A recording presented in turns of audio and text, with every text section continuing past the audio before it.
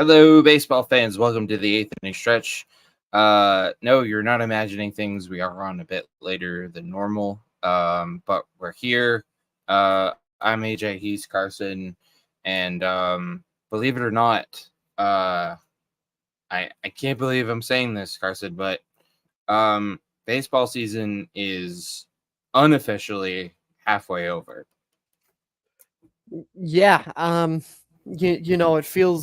it feels like only yesterday that it was opening day, and to quote the Beatles, yesterday all my troubles seemed so far away, but here we are.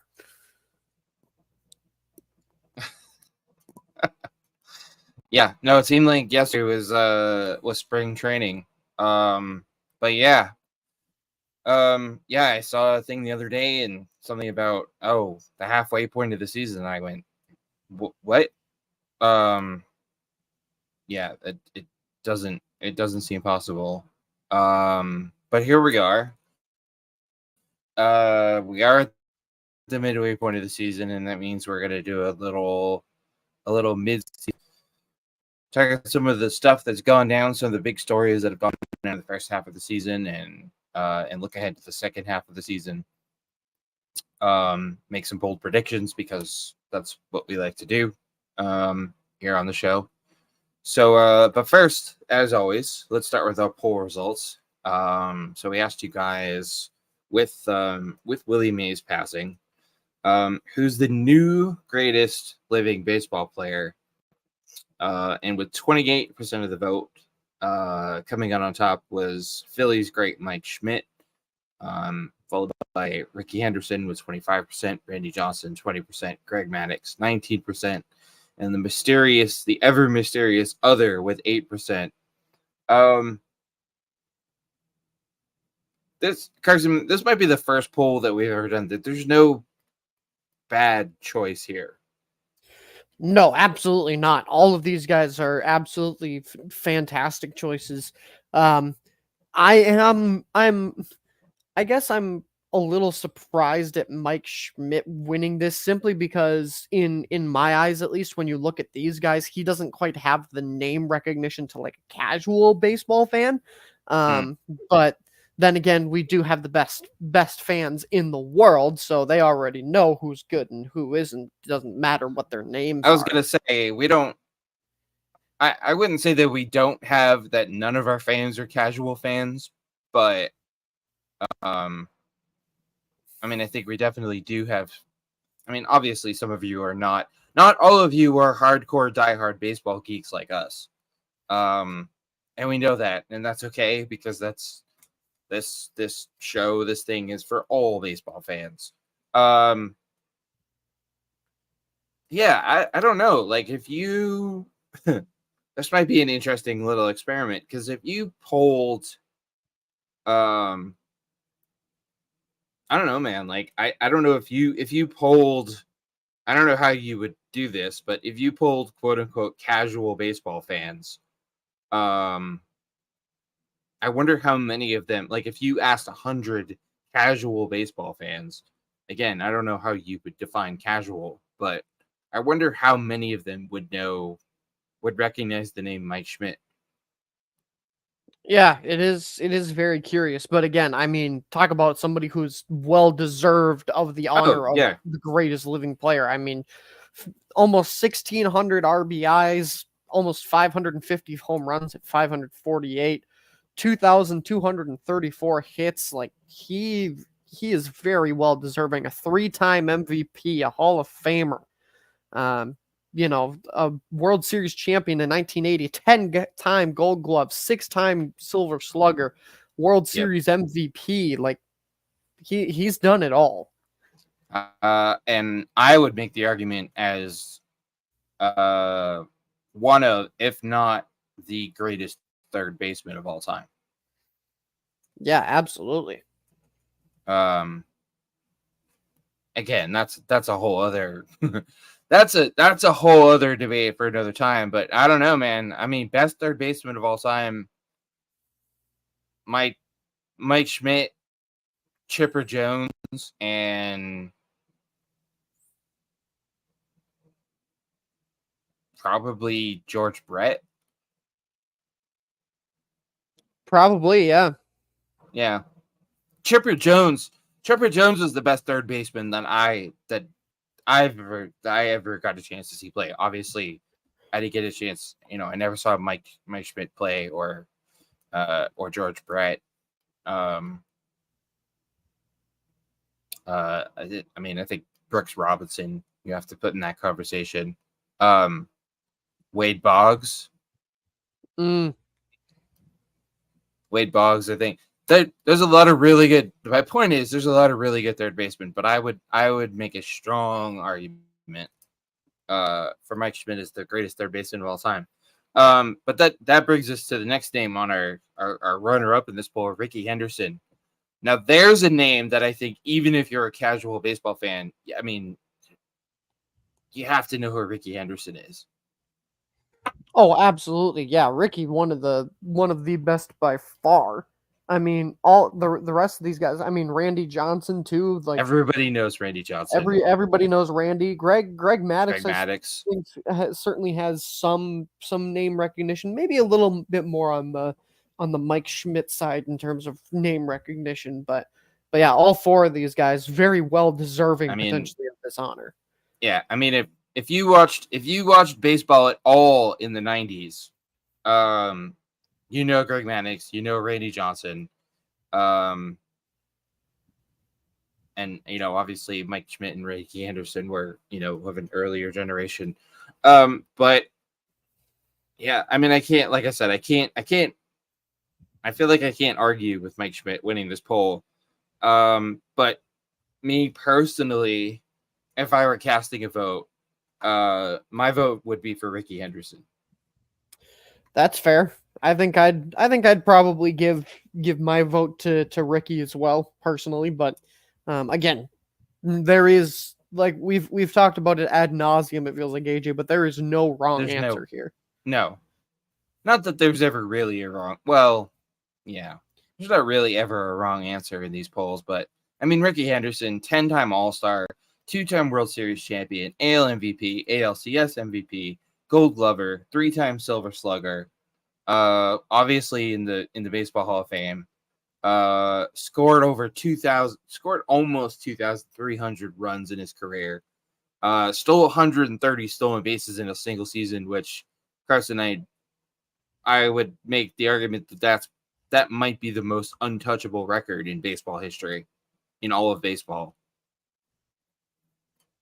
Yeah, that argument certainly absolutely 130 stolen bases in one season. Are you joking? Insane. I mean, I still think Ellie Day. I still honestly believe. I'm sticking to this. I still think Ellie De La Cruz.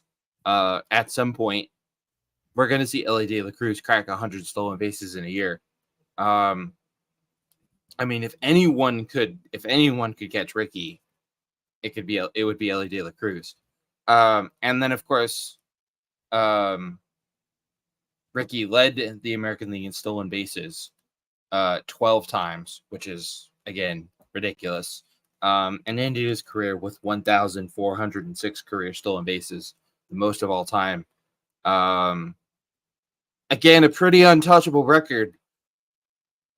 I don't know, man. Like, if Ellie De La Cruz reaches the levels and the heights that I think he can reach, I'm not saying he'll catch Rickey Henderson, but I think Ellie could give Rickey a run for his money. I really do. Yeah, I mean, it's certainly possible. For me, it's still a little early in Ellie De La Cruz's career to say. Oh yeah, way too early. I mean, this is his second year. I mean, this is his first full season. Yeah. Yeah. No, he's got a long ways to go, but I just I don't know, man. The Ellie can straight up run. So, but yeah, that's quite the resume from Rickey Henderson. And maybe the most impressive part of Rickey Henderson's career. So, I mean, he started playing. He made his debut with the A's in 1979. His last season was in 2003 with the Dodgers. That's just the kind of longevity that we just don't see anymore.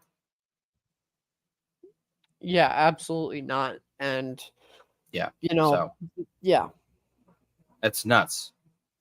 I mean, that's sorry everybody, I suck at math. So 2003, 1979. Yeah, 24 seasons. Yeah, we don't see that kind of longevity anymore. You see guys play 10, 12 seasons and then that's it. I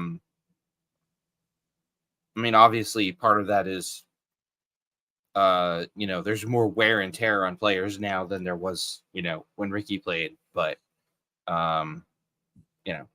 anyways. So that's our poll. Thank you as always, everybody, for taking part in the poll. There will be a new one up tomorrow. Speaking of new stuff, there is a all new episode of the Book of Baseball. Currently now available for your viewing enjoyment at eighthinningpod.com/Book of Baseball. This one's called Summer That Saved Baseball. It's sort of a sequel-ish to the last episode, which was the World Series that wasn't, which was about the strike in '94 and the strike shortened season and the canceled World Series and all the fallout from that. So this one is obviously, the Summer That Saved Baseball. It's about the '98, summer of '98, when Mark McGwire and Sammy Sosa and for a good chunk of it, for a good chunk of the time, Ken Griffey Jr., who, Carson, I think I mentioned this on the last episode. A lot of people forget. Everybody, whenever anyone talks about the summer of '98 in the home run chase, everybody talks about McGwire and Sosa. Obviously, McGwire broke the record, and Sosa was right there on his heels. Ken Griffey Jr. was in that thing right down to the wire. Yeah, and we talked about this a little bit too last Yeah. episode before diving into Willie Mays. But yeah, he was in there up until the bitter end, but until McGwire and Sosa, took matters into their own hands and jabbed some certain illegal substances into themselves. But no, Ken Griffey Jr. was in the thing right down to the wire, until McGwire and Sosa McGwire just went off in the month of September, in '98, hit something like 4 home runs in his first 2 games or something. Again, easy to do when you're, juiced up to the size of a Mack truck. But anyways, the new episode of the Book of Baseball, The Summer That Saved Baseball, now available exclusively at eighthinningpod. .com/Book of Baseball. And I just realized that I did not do hang on, everybody.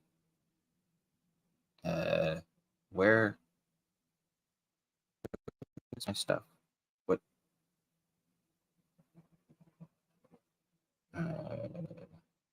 is going on here? Oh, there it is. I forgot to do my little spiel at the beginning of the episode, but that's okay. I'll make up for it later. So that's the new episode of the Book Baseball. The website live stream. So I'm a little puzzled by this because so many of you asked for this.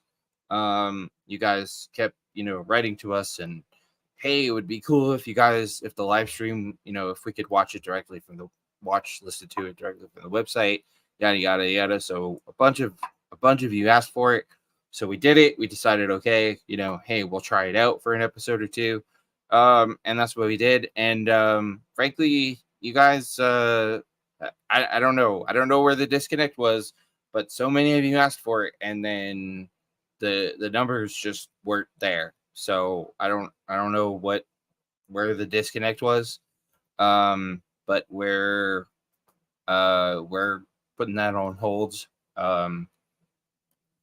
Maybe we'll try again at some point. But for now, the live stream is on Twitter/X and YouTube. But we did make it a little bit easier for you guys to get to. Rather than going to our link tree, you can now just go to eighth-inning-pod.com/livestream. And that'll take you to the stream that way. So anyways, you know what? I'm going to come back to this one. Within the this is just insane. Within the span of what the last like less than a week, Carson, we've lost some more people. One, we lost another legendary San Francisco Giant, Orlando Cepeda,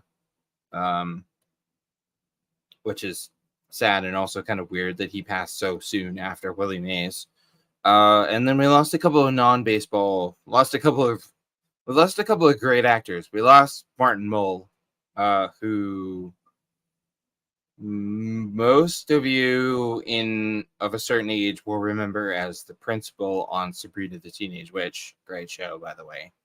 Some of you who are movie nerds like me will remember him as Colonel Mustard in the hilarious movie adaptation of Clue, which if you haven't seen, I would highly suggest.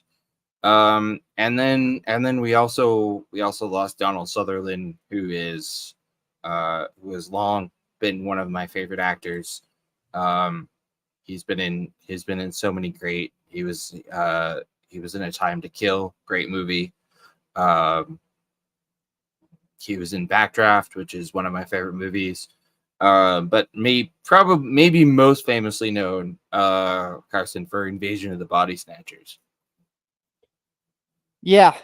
I mean, just for me, Donald Sutherland was the President Snow in the Hunger Games. Oh yeah, that's right. Yep. Which is forgot about that. Which I think I can't remember who posted it on social media, but it was either a director or somebody affiliated with the Hunger Games put it in a really, really unique way when they said, we asked the kindest human in the world to play an evil dictator, and he did it flawlessly. Which I thought was a really cool tribute, because from everything I've seen, Donald Sutherland was the nicest guy, and a lot of people are also familiar with his son Kiefer Sutherland, of course, star of one of the most iconic shows with the most iconic just noises in general in 24. Yep. Also, if you're a show nerd like me, he was also in Designated Survivor, which is a absolutely phenomenal show. But yeah, just overall a really weird past few days, and obviously the one that's kind of weird, Orlando Cepeda, another fantastic New York, or not New York Giant, getting my sports confused, San Francisco Giant. But again, like you said, weird that it was kind of directly after Willie Mays that we've lost two great San Francisco Giants, two great actors. I'm not as familiar personally with Martin Mull. I remember him a little bit from. That's a generational thing. Yeah, that's I remember him a little bit because I was doing a little bit of research. He had like a little some guest appearances in 2.5 Men, and I remember him a little bit from that. But I didn't know that. Huh. Yeah, Martin Mull. That's more of a generational thing. Yeah, two great actors, Orlando Cepeda. I'd have to look to be sure, but I'm fairly certain that Orlando Cepeda did in fact play for the Giants when they were still when they were still in New York. When they played at the Polo Grounds. So you did get your sports mixed up, but the Giants started in New York before they moved to San Francisco. So Orlando Cepeda might have played for the Giants before they moved, because him and Willie Mays were teammates for a long time. So But yeah, anyways, just a weird sort of like bang bang bang right in a row. 3, like just weird how that happens sometimes. So obviously we send all our good thoughts and prayers and good vibes and whatnot to all the families and friends. Um Nope, still gonna put it off. I'm avoiding this because I know I'm gonna get. Last episode, Carson, I committed a almost unforgivable faux pas. I forgot actually. I forgot to shout out my NBA champion Boston Celtics. So to all my Boston peeps, I'm so sorry. I don't know, it just completely slipped my mind last time out. Um, Obviously a huge congratulations to the Celtics on winning their 18th NBA championship, which is now the most ever. Take that, Lakers fans. Um, and just a shout out to um, to Boston in general, my hometown, and all my peeps who are still live in the 617. All my family and friends and everybody I know. Most of you were at the parade last week. I hope you all had a frosty beverage for me. And Carson, I told you. So for those of you who after the Dallas Mavericks beat Carson's Timberwolves, Carson, you tweeted something about like, oh, I hope the Celtics take care of the Mavericks. And I responded by saying, don't worry, we got this. And well, they did. The Celtics took care of the team. They took out the team that took out your beloved T-Wolves. Yes, and I am forever in the debt of Joe Mazzulla and Yes. Jason Tatum and Jaylen Brown for that one because and the not to go off on a total tangent here, AJ, but I hate the concept of, oh, I hope the team that beats us wins, so at least we lost to the champions. Nah, Hell no. screw that. I wanted the Yeah. Celtics to put the foot on the throat of the Dallas Mavericks and choke them out. And they did. Like, screw that. Yeah. Screw that Wait. thought of concept. People actually think that way? What's wrong with People you? people in the local market said, well, they were like, oh, I'm disappointed with the way the Mavericks play because it just makes the Timberwolves like that much worse by comparison. It's like, no, it just means that the Celtics are that much better of a team. No, the unspoken rule among sports fans is if a team beats your team, you want that team to lose. Now granted, I mean, I guess there are some exceptions to that, but I'm pretty sure Yankees fans, I'm pretty sure in 2004 Yankees fans did not no, wait, that would be the opposite. Never mind. I don't know what I'm talking about. I'm sure there are exceptions to that, but no, the team that beats your team, you want to see them lose in the next round. That's how it works. People are weird. Well, I will speak on behalf of the people of the great city of Austin and and thank you for your gratitude. And know that it may not last because I'm telling you, man, within the next couple of years here, maybe next year, we're gonna get a Celtics T-Wolves finals. Yeah, I am looking I was forward hoping to, for it at the this same year. time dreading. I was So was hoping I. for it this year. I really was. I really thought it was gonna be this year. Stupid Mavericks. Yeah, but Stupid also Mavericks. speaking of the NBA, got to give a quick shout out to the Kentucky Wildcat fan and producer Tasha. Thanks for letting the Timberwolves draft Rob Dillingham. We're very Oh, grateful for that. nice. Thank you. Yeah. You can root for us now. It's okay. Yeah, that's not gonna happen. Nothing will ever sway producer Tasha away from her beloved Indiana Pacers.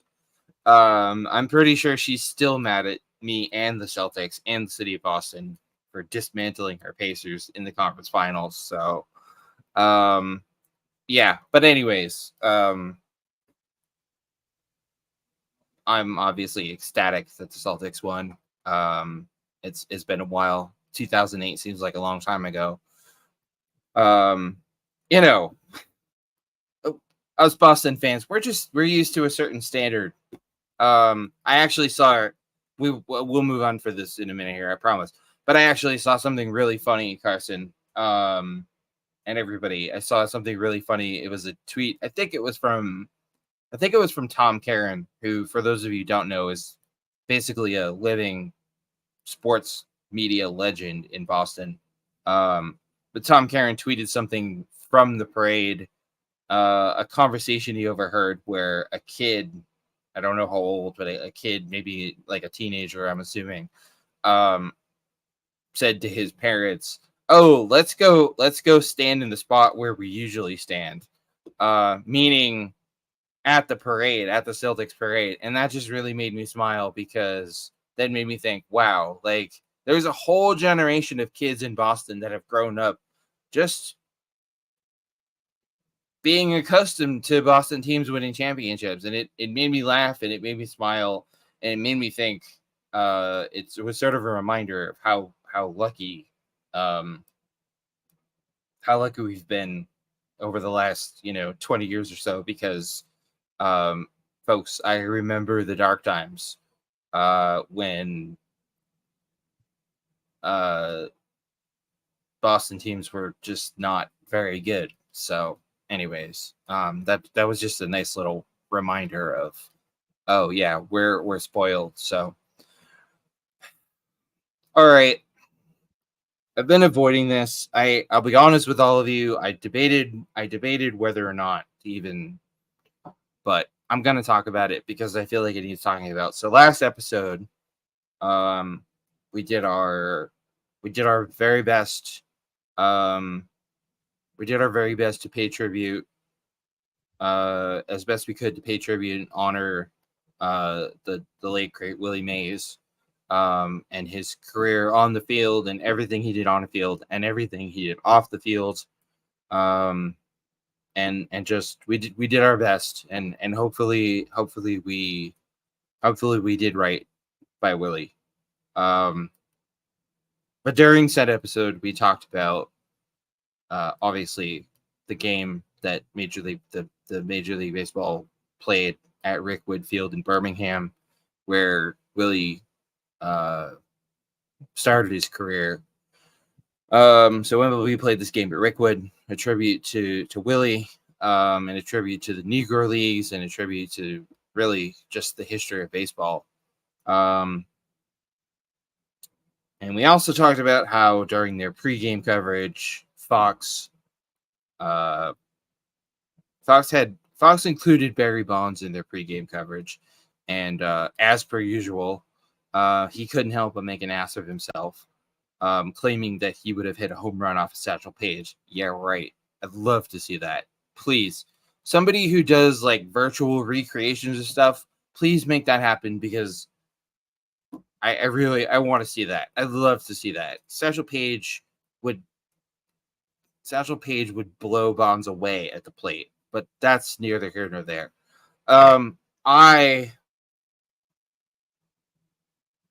Seeing Barry Bonds being part of the pregame coverage of a night that was supposed to be a tribute to Willie Mays and the Negro Leagues, how would you put it, Carson? I took issue with the fact that Bonds was on the pregame coverage. Yeah, you had a very strong reaction to his inclusion. Yes, because to me, having Barry Bonds on the pregame coverage of a historic game in a historic place, honoring the Negro Leagues and honoring one of the best players to ever play the game of baseball in Willie Mays, it just felt wrong, given Barry Bonds's extremely checkered past, his blatant use of steroids, his blatant cheating, his blatant disregard for the game of baseball, and then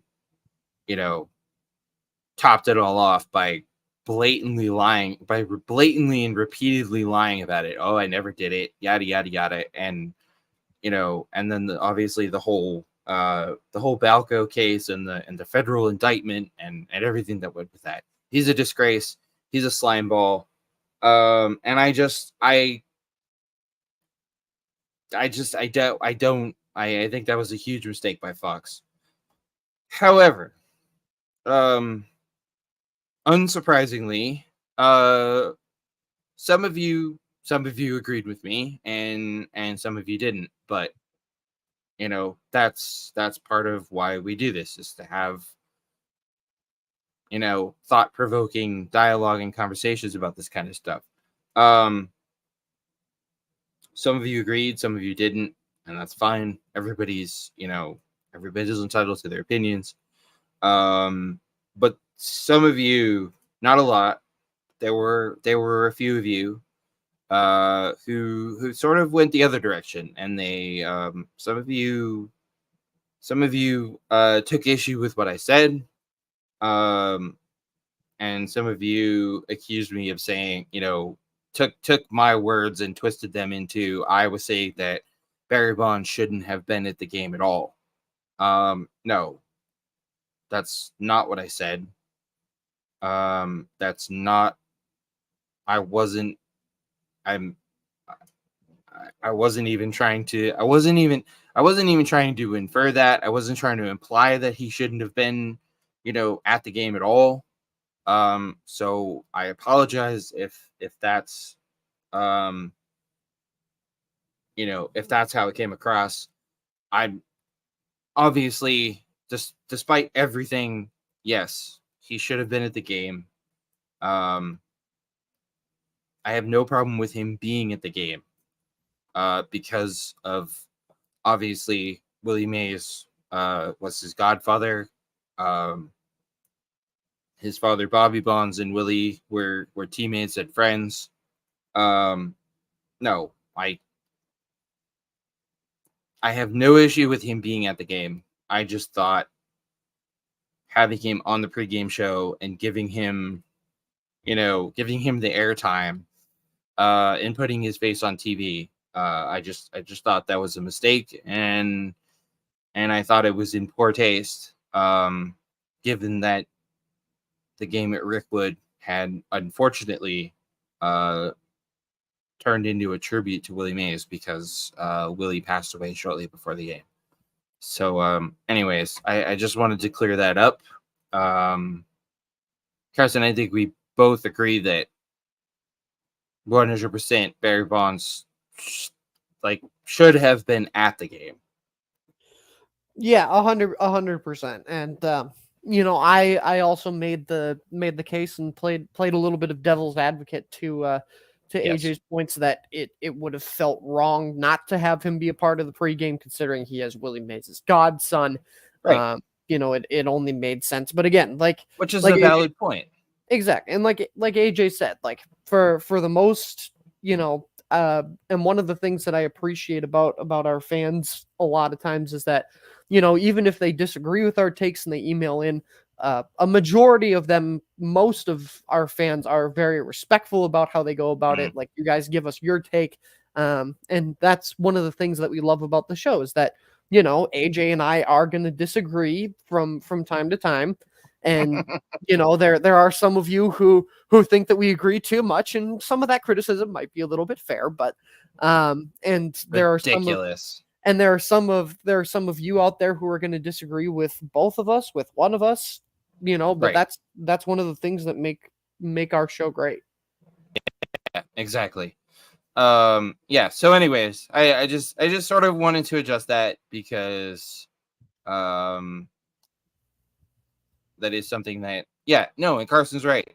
Most of you, in fact, I would say the majority of you, even when you disagree with us, you guys are respectful. You don't.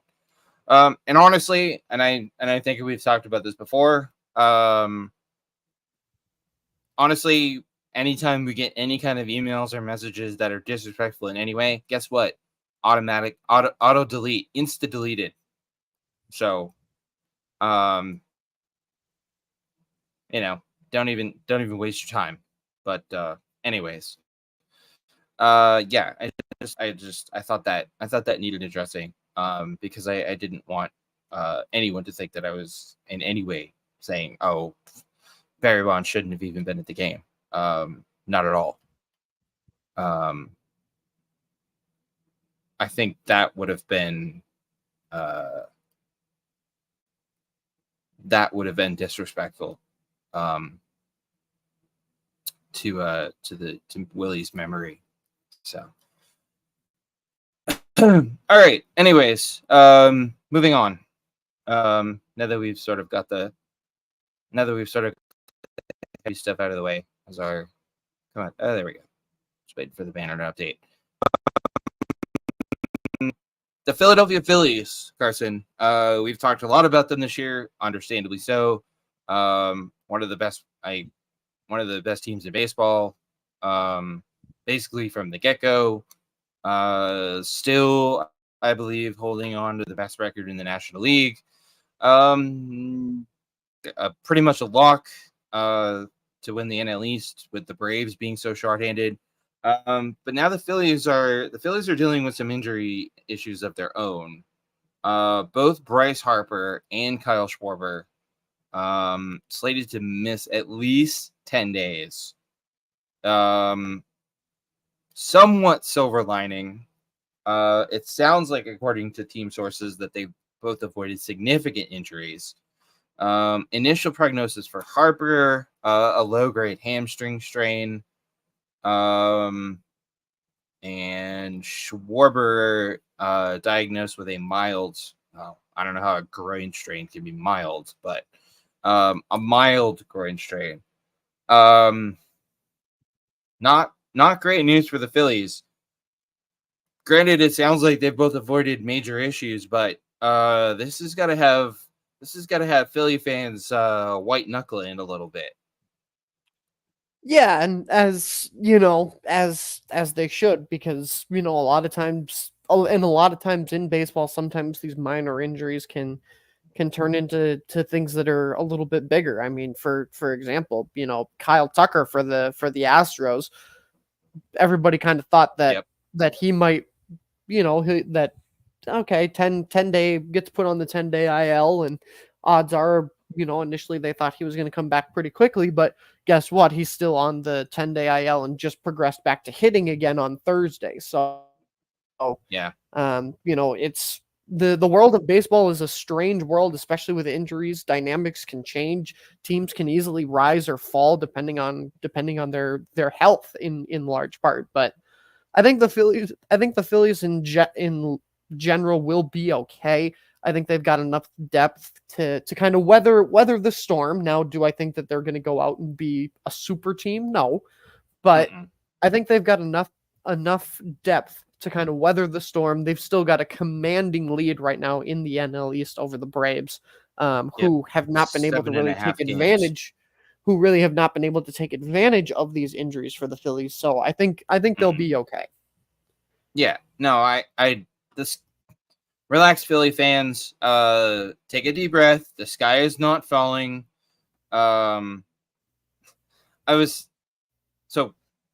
Whenever we talk about the Red Sox or Boston teams, I always say, it's okay, Boston fans, don't jump off the Tobin Bridge. But having never been to Philly. Wait, no, I have been to Philly. I'm kidding. I don't know what the Philly equivalent of that would be. I don't know, something about the Liberty Bell. I don't know. But anyways, yes, the Phillies are still 7.5 games up in the NL East on the Braves.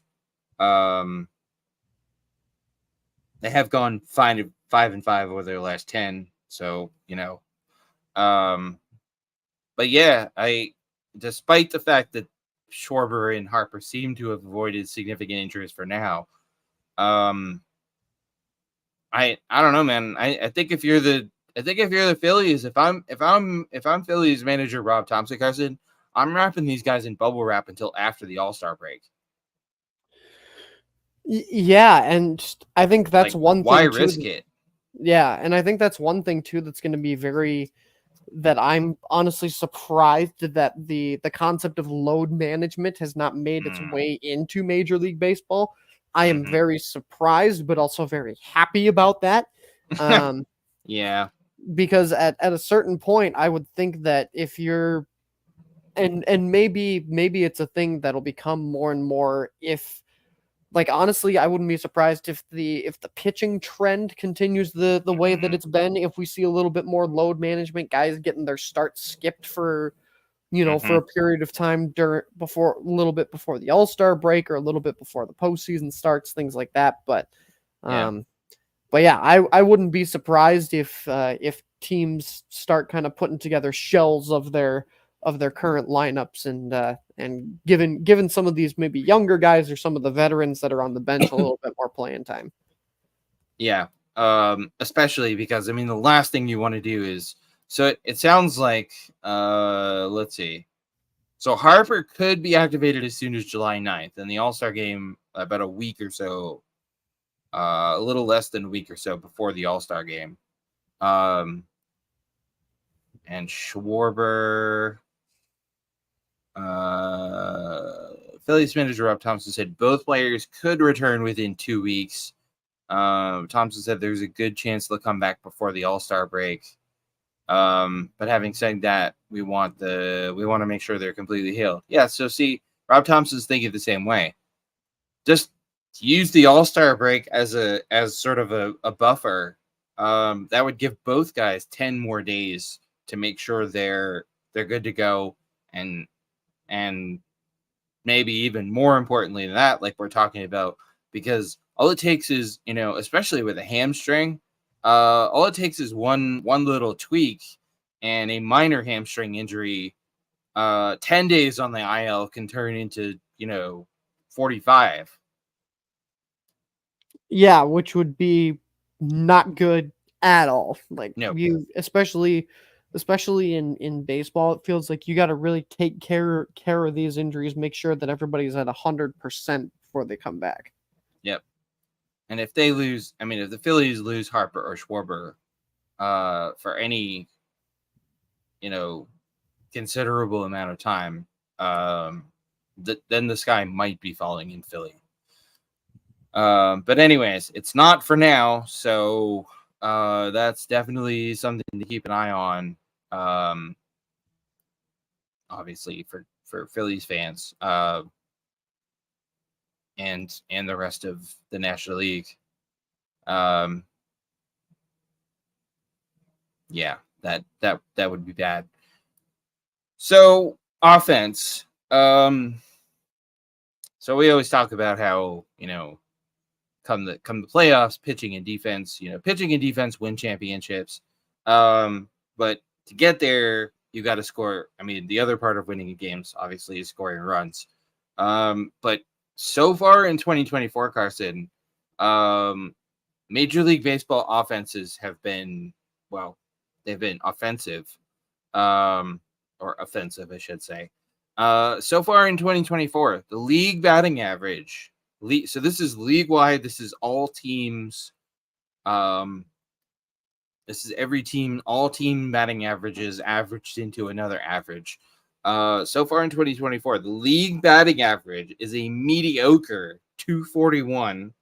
The league's average slugging percentage is only 390. But wait, there's more. So we're about, like we mentioned, we're roughly halfway through the season. MLB offenses are on pace for about 39,000 hits combined. That would be 1,400 fewer than last year. They're on pace to score about 21,000 runs. That's about 1,300 fewer than last year. 5,000 home runs, which would be 800 fewer than last year, and 7,000, about 7,300 doubles, give or take. That would be 600 fewer than last year.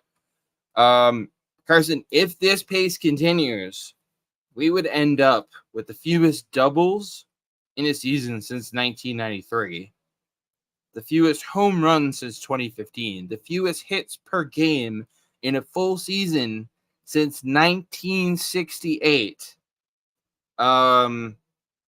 This is just bad. or as Charles, as good old Chuck would say, it's terrible. Yeah. Yeah, it's Terrible. Yeah, it's not great.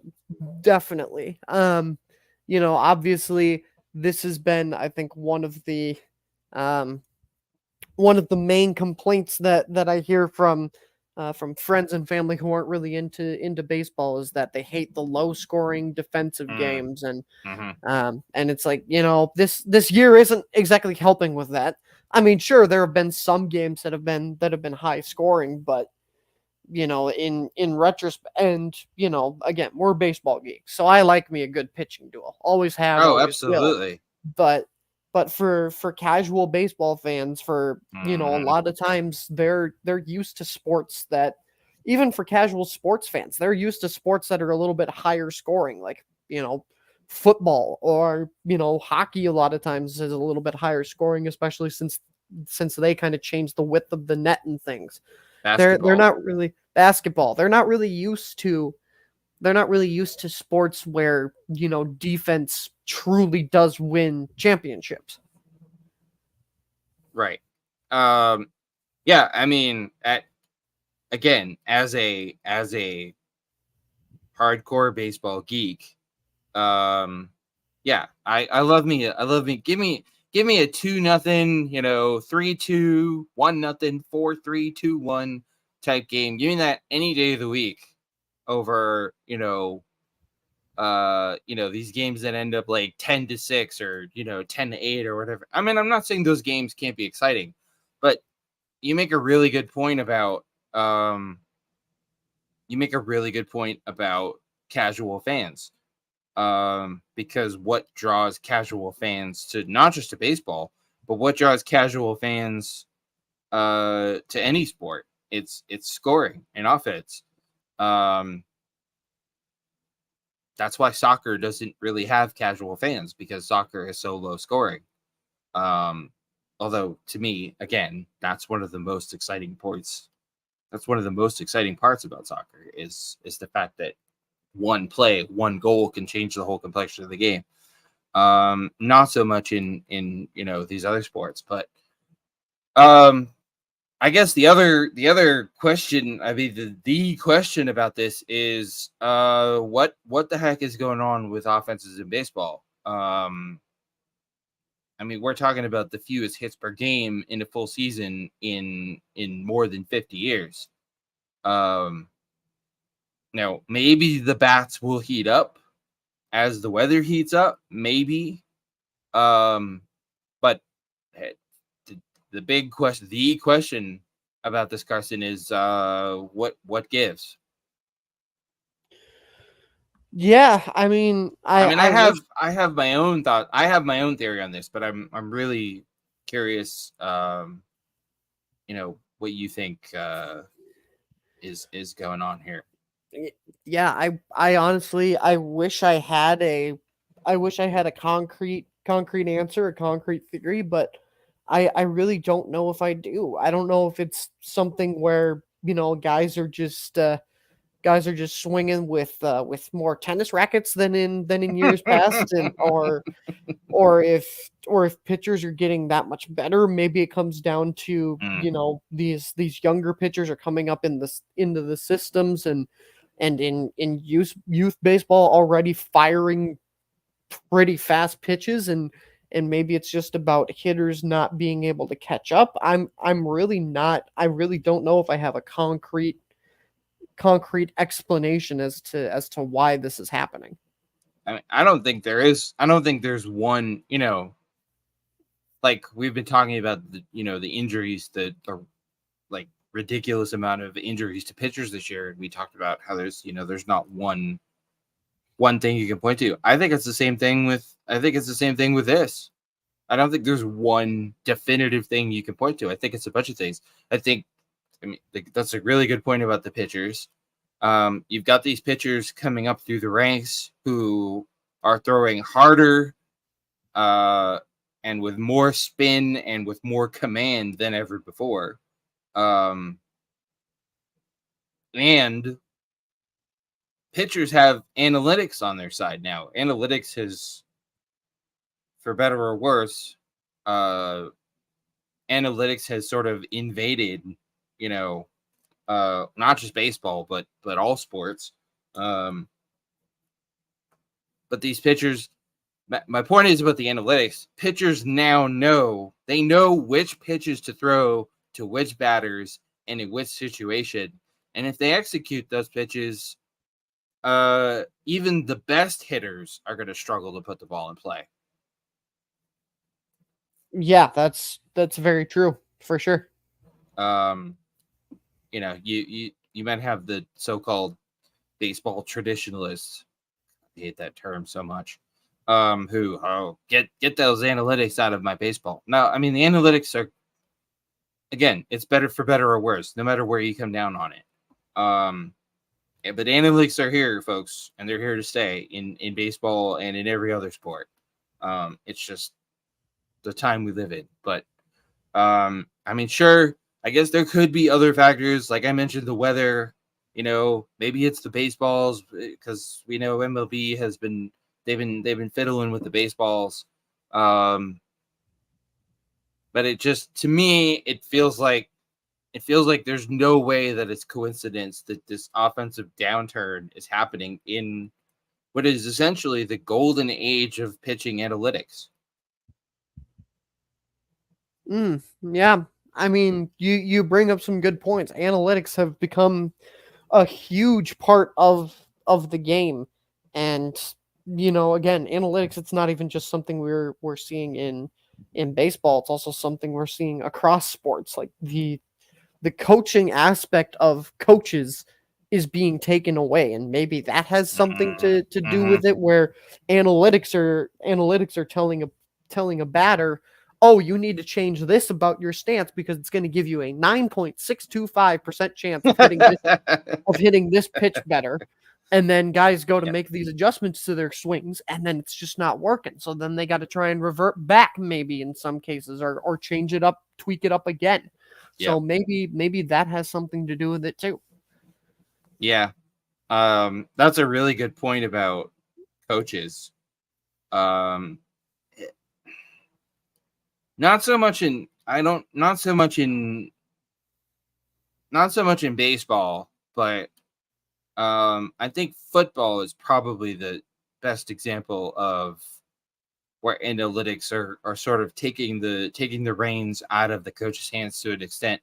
Because how many times in football do we see, coaches make, well, shall we say, questionable play calls, because the analytics say, oh, even though it's 4th and 4 and you're on your own 30-yard line, the analytics say you should go for it, or vice versa. Like, we've seen that so many times. I know this is a sore spot for Detroit Lions fans, but that's the best example I could think of. We don't really see that all too much in baseball, but I mean, we might start seeing more of it. Because analytics is the, well, I mean, I was gonna say the wave of the future, but analytics is the wave of the present. So, just a really, really fascinating that this offensive sort of drop off is happening, as analytics become more and more, prevalent in sports and in baseball. So, yeah, just really interesting. Really, really interesting, and definitely something we'll keep an eye on. All right, so we are, as we mentioned, we're halfway to the halfway through the season, give or take, and that means, Carson, we are approaching one of our favorite dates on the baseball calendar, the trade deadline. Oh, the most wonderful time of the year. I can't wait. Yeah. And with the trade deadline fast approaching, folks, comes the wonderful little nuggets of trade rumors. And this year is no different. Especially with some teams that are, we've got teams that are in a better position than they thought they would be. We've got teams that are in a worse position than they thought they would be. One of the teams that is one of the teams that is right about where they should be, typically speaking, as the Yankees. And it sounds like, so this says that the Yankees and the Rangers have been sniffing around the Chicago Cubs. The Cubs, who are currently in last place in the NL Central, which I don't even know how that happened, because it wasn't long ago that the Cubs seemed like they were a threat to win the division. But the name that's coming up the most, Carson, if the Cubs do in fact end up selling at the deadline, is Cody Bellinger. Yeah. This, and I mean, poor Cody Bellinger has to be thinking about, holy crap, what did I do to myself? Shout out to Scott Boras once again for absolutely ruining the lives of men. Right. But yeah, I mean, the Cubs, I think, are going to be, I don't think there's any doubt in anybody's mind that they're going to sell. It's just about who is it that they're going to sell, because this team we thought was going to be in contention for the NL Central based on what, after last year we were kind of looking at them like, okay, like they didn't quite get there, but they're so close. Like they just need maybe another piece here, another piece there, and they're ready to go. But man, this team has been bad. And they were for the first part of the season. They were right there.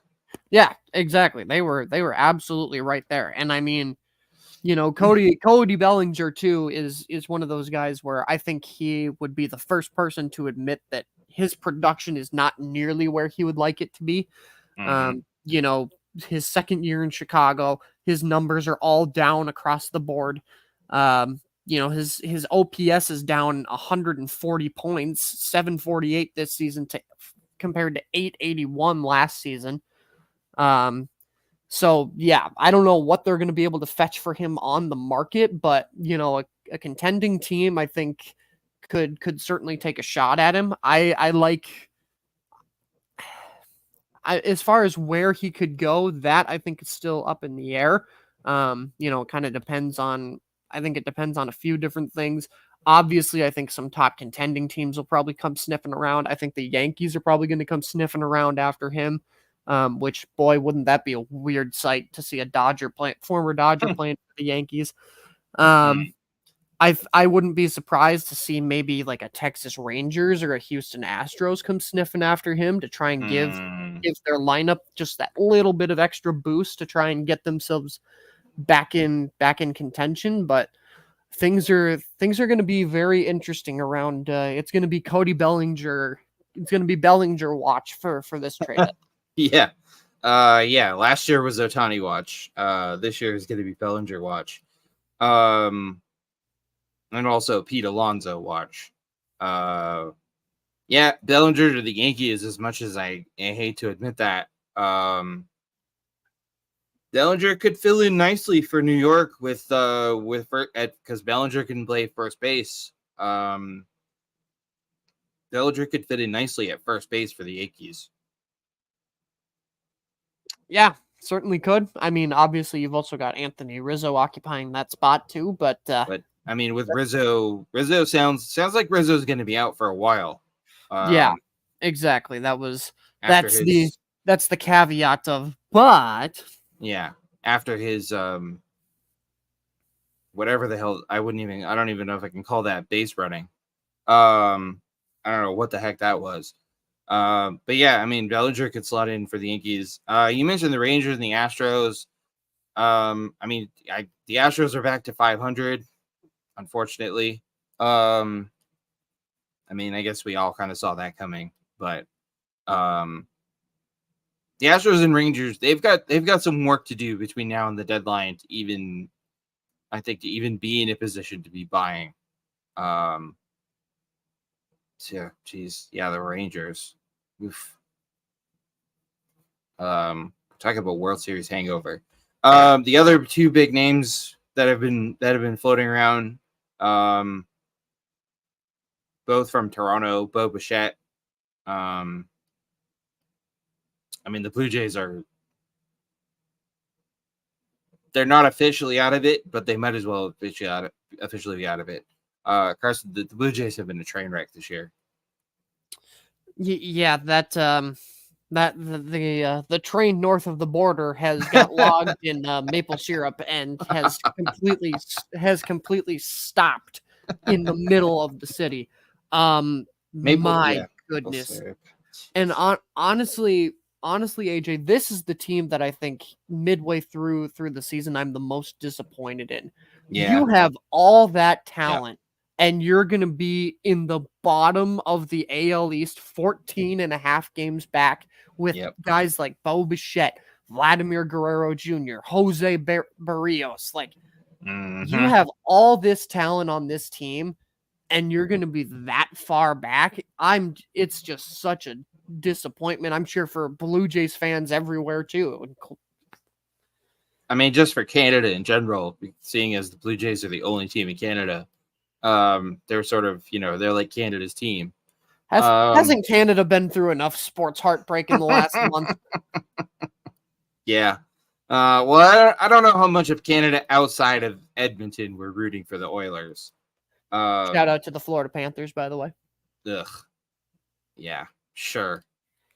I have to admit, I took probably more joy than I should have in the fact that it quite literally rained on the Panthers parade.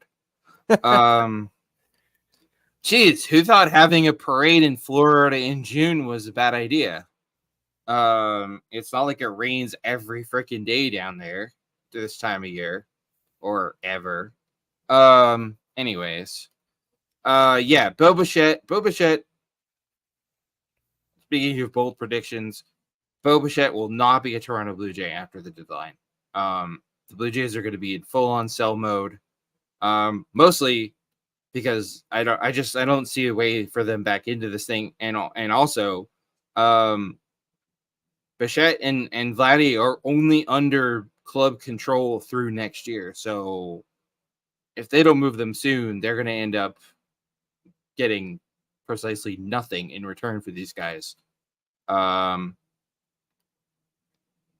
Yeah, Bichette, I think, definitely moves, especially considering apparently he's been answering questions and basically saying that he was quoted as saying they asked him if he thought he would be surprised if he moved at the deadline, and Bichette answered, quote, "No, not surprised at all." Yeah, that's not good.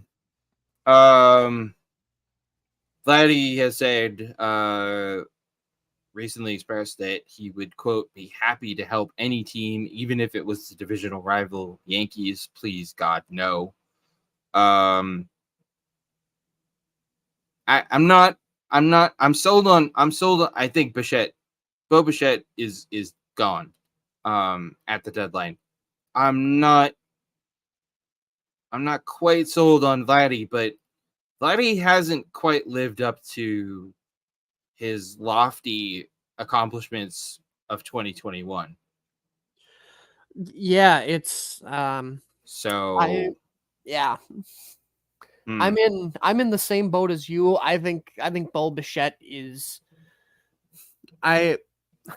because I guess I'm in the same boat, but I also wouldn't be surprised if it flipped and it was Vladdy that was gone and Bo Bichette that stayed. Okay, interesting. Solely from a production standpoint, because if you take a look at the two of them, one of them is performing pretty well above what they did last year. The other is not. Vladimir Guerrero Jr. is having a much better season than he did last season, whereas Bo Bichette has fallen off the face of the earth and landed in the Atlantic Ocean trying to swim to America. Like Vladimir Guerrero Jr. is again, I hate to focus on the OPS, but 788 last season to 825 this season. I think, if you have that much of a better of a production in a year where your team, let's be honest, is utter crap, I think that could fetch a lot more on the market, and you could get a little bit more valuable assets than Bo Bichette, whose OPS last season was at an 814. So far this season is at a 619. Ouch. So I think that right now, if I were the Blue Jays, I would dangle the Vladimir Guerrero Jr. carrot at the very least to see what kind of value I could get in addition to Bo Bichette. And maybe I'm wrong. Maybe it is both of them are gone. Maybe that happens too. That's certainly possible. But so you think right now, I would say I would say right now I would trade Vladdy before I traded Bo Bichette. You think Vladdy's a more tempting trade chip, as it were? I do. Yeah. I'd agree with that. Hello, Vlad Jr. Yes, this is Seattle Mariners on line 1. No. Take the call from the Twins on line 2. That's all right. The Mariners are going to go after Pete Alonso. Oh man, J-Rod and Pete Alonso in the same lineup, and Jorge Polanco. Yes, please. I don't know. The Mets are kind of surging a little bit. Maybe that's they take true. them off the market again. Alonso may not be on the market this time around. AJ, I swear, Pete Alonso in the trade market is the Ross and Rachel of Major League Baseball. Will they, won't they? They were on a break. Like, my goodness, every year we hear, Pete Alonso might get traded. Pete Alonso might get traded, and then nothing happens. I feel the same way with Pete Alonso as I did watching Friends. Just come on, make a decision one way or another already. Yeah, that is a good point about Pete Alonso. And I mean, who knows if the Mets are surging, and if the Mets are in the right, if the Mets are in a good spot, I mean, they'd be crazy to trade Pete Alonso, especially considering they're going to sign Juan Soto this winter. I mean, like Pete Alonso and Juan Soto in the same lineup. Hello, just give him the Francisco Lindor. Or just give him the trophy. Yeah, I said it. Juan Soto is not going to be a New York Yankee next year. Sorry, Yankees. Sorry, not sorry, Yankees fans. Other names being floated. I mean, we've all heard of Luis Robert Jr. That name's been floated. Jazz Chisholm Jr., especially now that the Marlins are, where they're at. I mean, the Marlins and the White Sox are both obviously going to be selling at this deadline. I mean, the Marlins already traded Luis Ariz. The other name for the White Sox is Garrett. Is it Crockett? It's got to be Crockett. I believe it is Crockett, but there's no name. There's no way the dude's last name was pronounced Crochet, because that would be hilarious. I'm doing a little real-time research presented by Printer Dudes currently to Garrett Crochet. Yeah, no. I don't. It is indeed Crochet, according to Baseball. Oh, really? Oh, man. Yeah, it is indeed Crochet, according to Baseball Reference. That's hilarious. Sounds more like a hockey player than a baseball player. I think Garrett Crochet for the White Sox. I think Eric Fetty. It would not surprise me to see him potentially on the block. Yep. Michael Kopech. Yep. That's another one. Boy, the White Sox are just gonna clean house. As they should. As they should. Yes, you're right. So we've talked about some of the players that'll be on the move. I mean, and if you look at the standings, and this is really interesting, and I don't really remember this happening anytime in recent memory. If you look at the standings,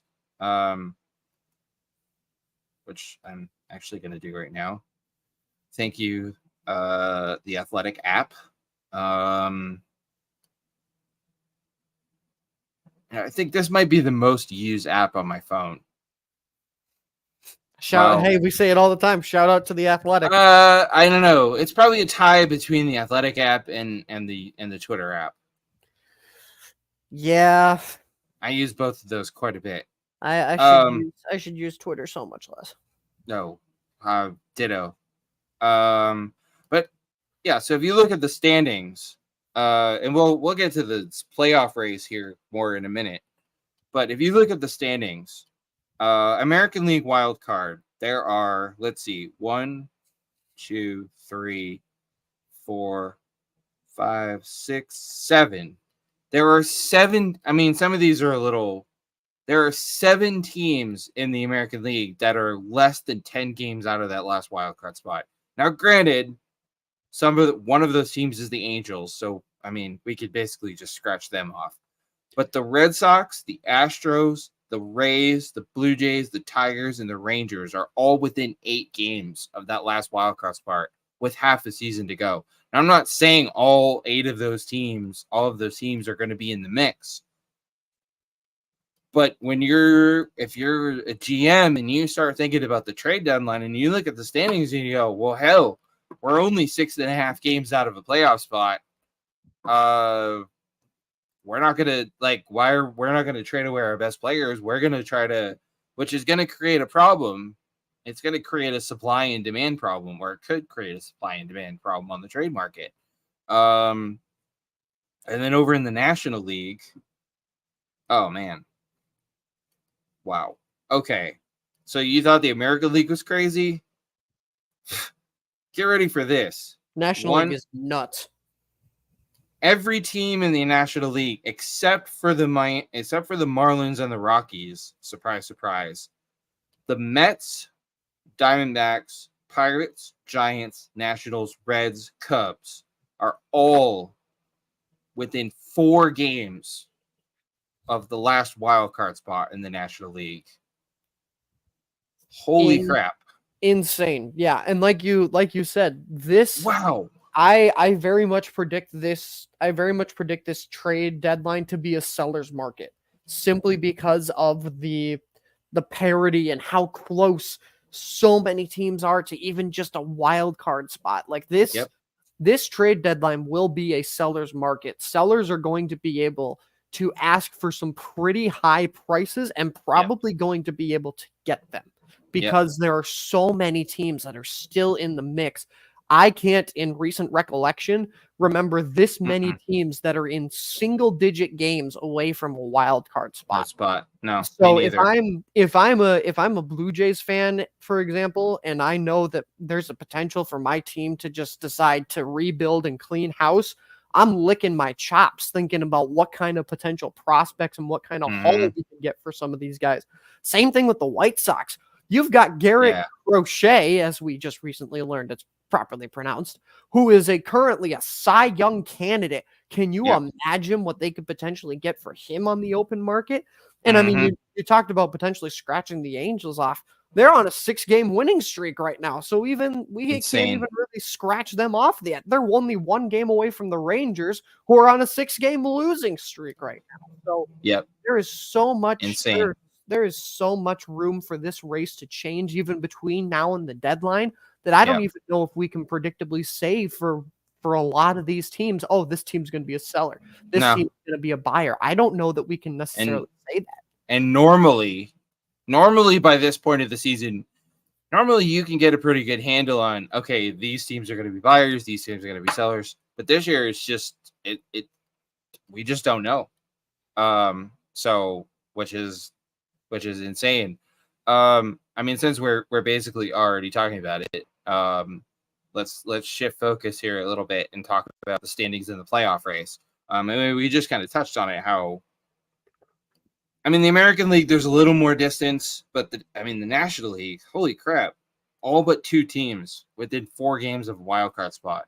So in the American League, if the season ended today, the playoff picture would look as thus. The Guardians would clinch the top seed in the American League. The Orioles would be the 2 seed. My Mariners would be the 3 seed. Fuck yeah.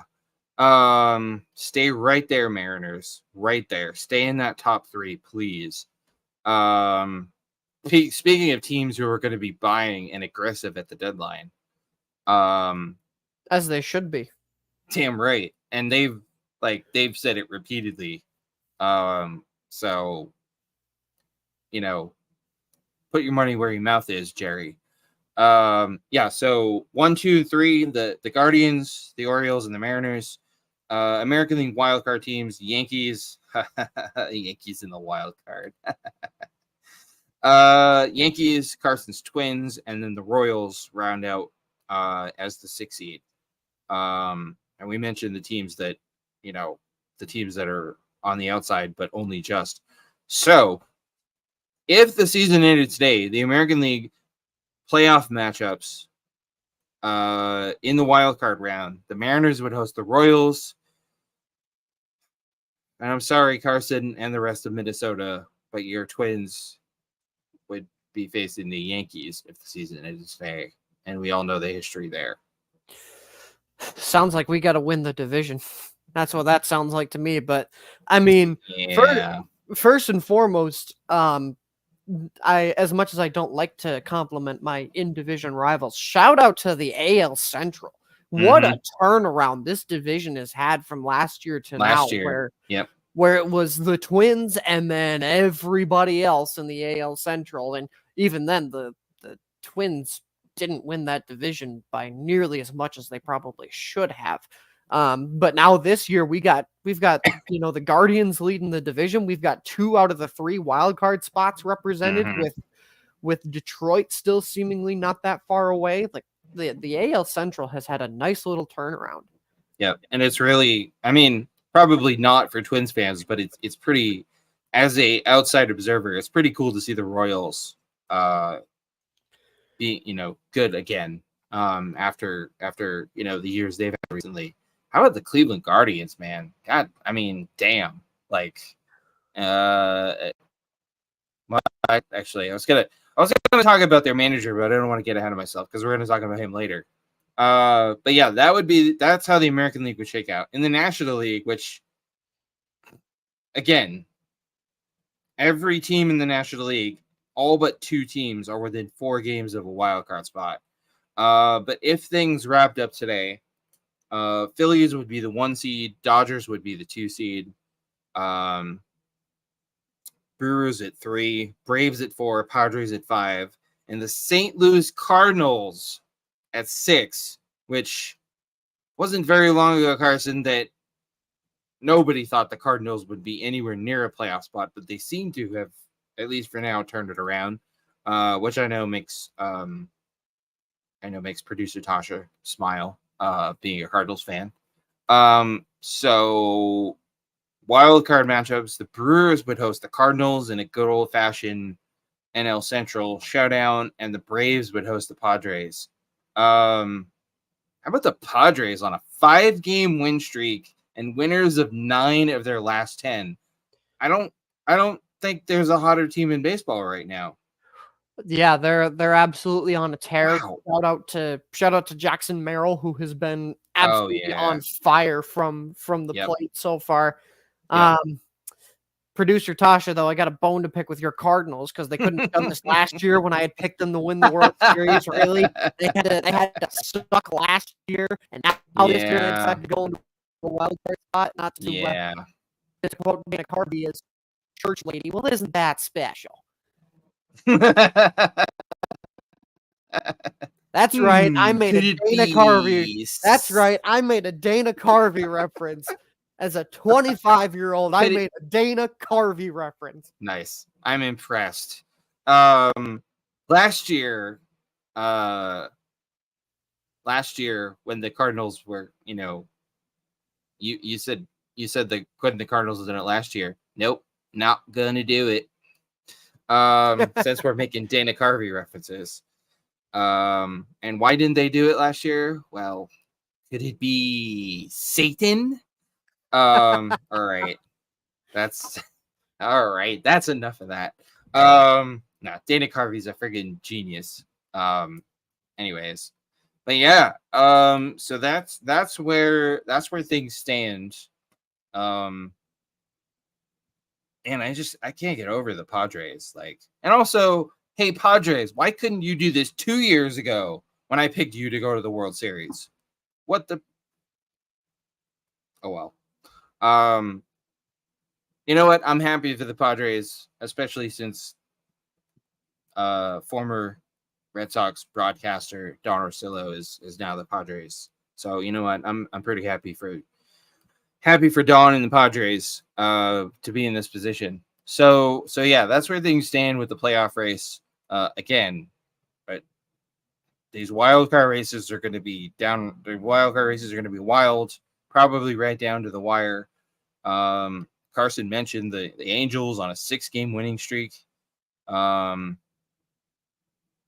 take a real quick peek at the division standings here. Yeah, I mean the Angels are only 5 games behind they're 9.5 games behind the Mariners in the AL West, and only 5 games behind the second place Astros. So, that's pretty wild. And it's really it's kind of interesting to me that these division races, Carson, are so tight when. I mean, the wild card races are tight because when you look at the divisions, I mean, the Phillies are up 7.5 on the Braves. The Brewers are up 6.5 on the Cardinals. The Dodgers are up 7.5 on the Padres. The closest division race is the AL East. The Orioles are only up a game on the Yankees. The Guardians are up 7 on the Twins, and the Mariners are up 4.5 on the Astros. So not a whole heck of a lot of close division races, which further supports the idea that adding that third wild card, yeah, that was a good idea. Yeah, absolutely. Creates for, it creates for a little more interesting potential matchups, obviously, come postseason time, but it creates a little bit more desperation for some of those teams that initially thought they might be out of it, but now there's an extra spot you can go up and get. Yep, and it makes the trade deadline that much more exciting. So, all right, so yeah, if any of you have listened to the show with any regularity, you know that we are in the business of making bold predictions. So, I thought, Carson, that we would each make one bold prediction for the second half of the season. Ooh, bold prediction for the second half. Okay. Let me take a look. See what team I want to target here.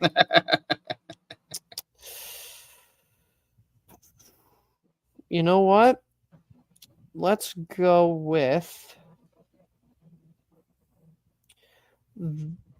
I mean, this.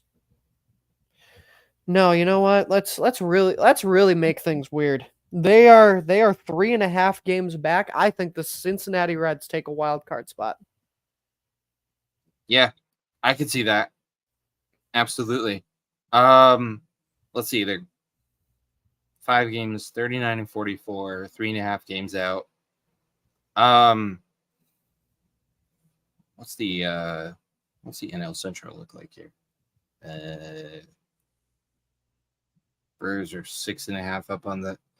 Yeah, I was gonna say maybe even make a run at the division, but they're 10 games out right now. That feels like a lot. What about the Cubs? Do we think the Cubs make the playoffs? No. You don't think so? No. No, I think I think the Cubbies should go into the the Cubs are one of those teams like, yeah, they're 4 games out, but they don't look like the same team. No, they've been pretty inconsistent. Yeah. All right. The baseball gods saw what Craig Counsell did and said, "Your team will not be good this year." Hey, traitor. Shame. Yeah, I guess that's what you get for jumping ship to a division rival. Come on, Craig. Why couldn't you have just taken the Mets job? Like, you had to go to Chicago. You had to go to the Cubs. All right, let's see here. Bold prediction. Mm-hmm.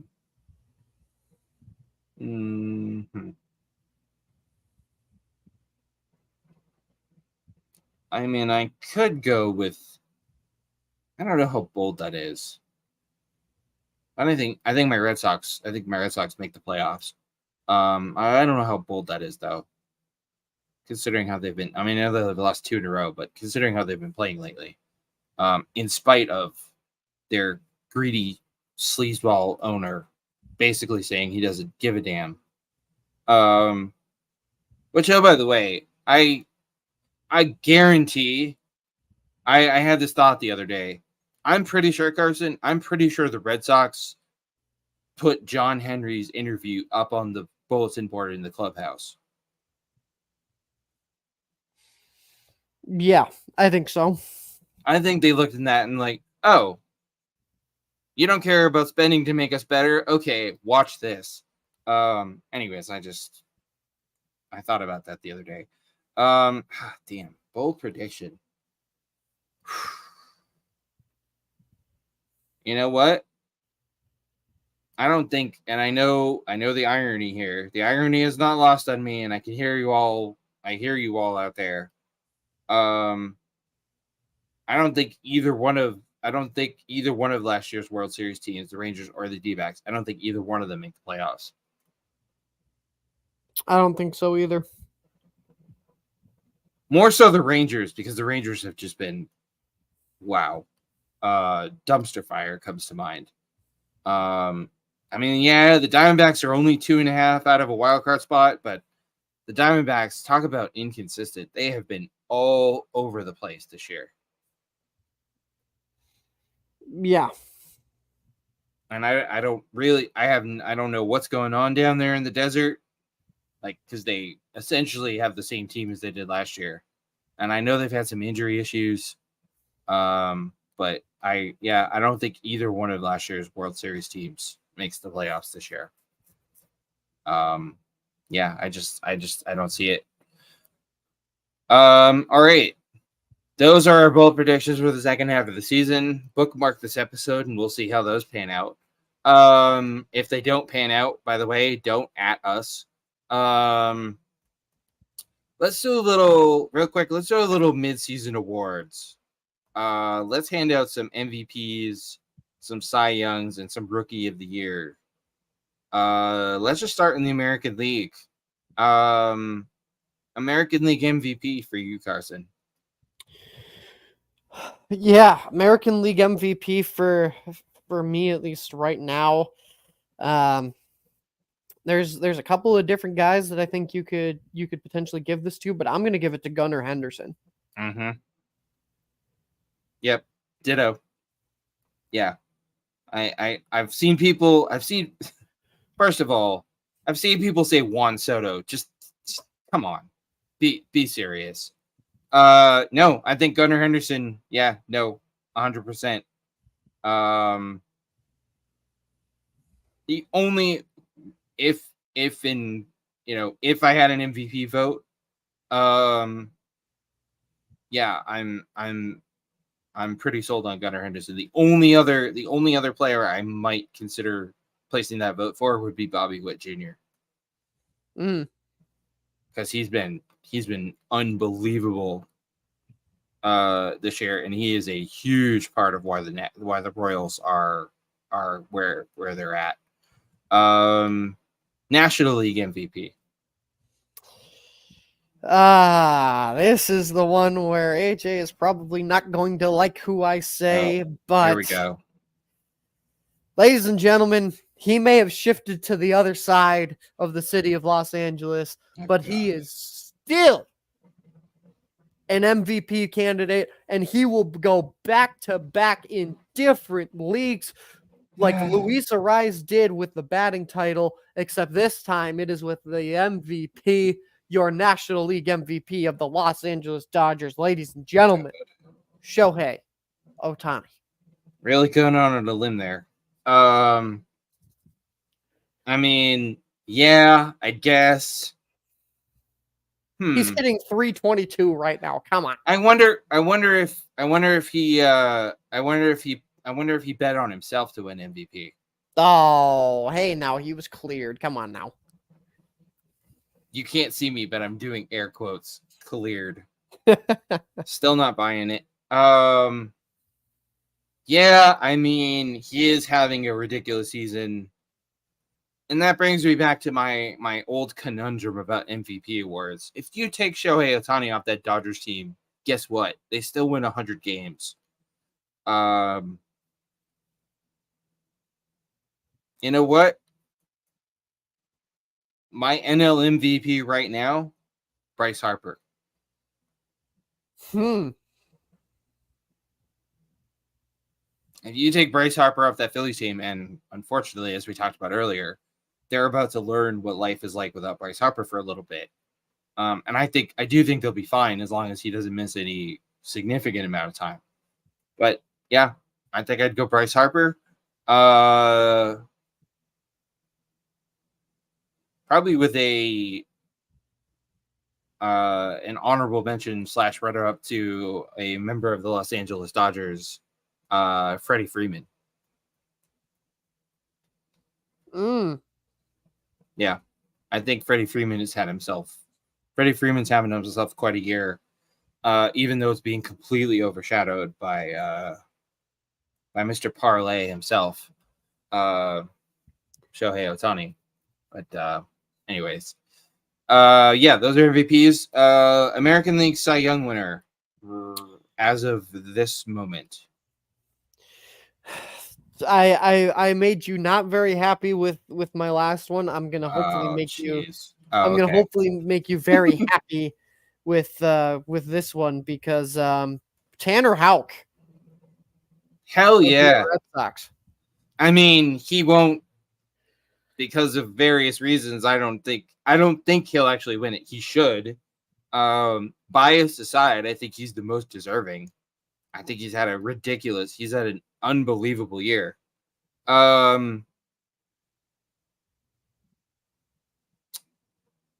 Speaking of bias, though, man, it's so hard to ignore Tarek Skubal and Corbin Burns and Garrett Crochet and Seth Lugo, even with the Royals. I think I'm going Logan Gilbert. All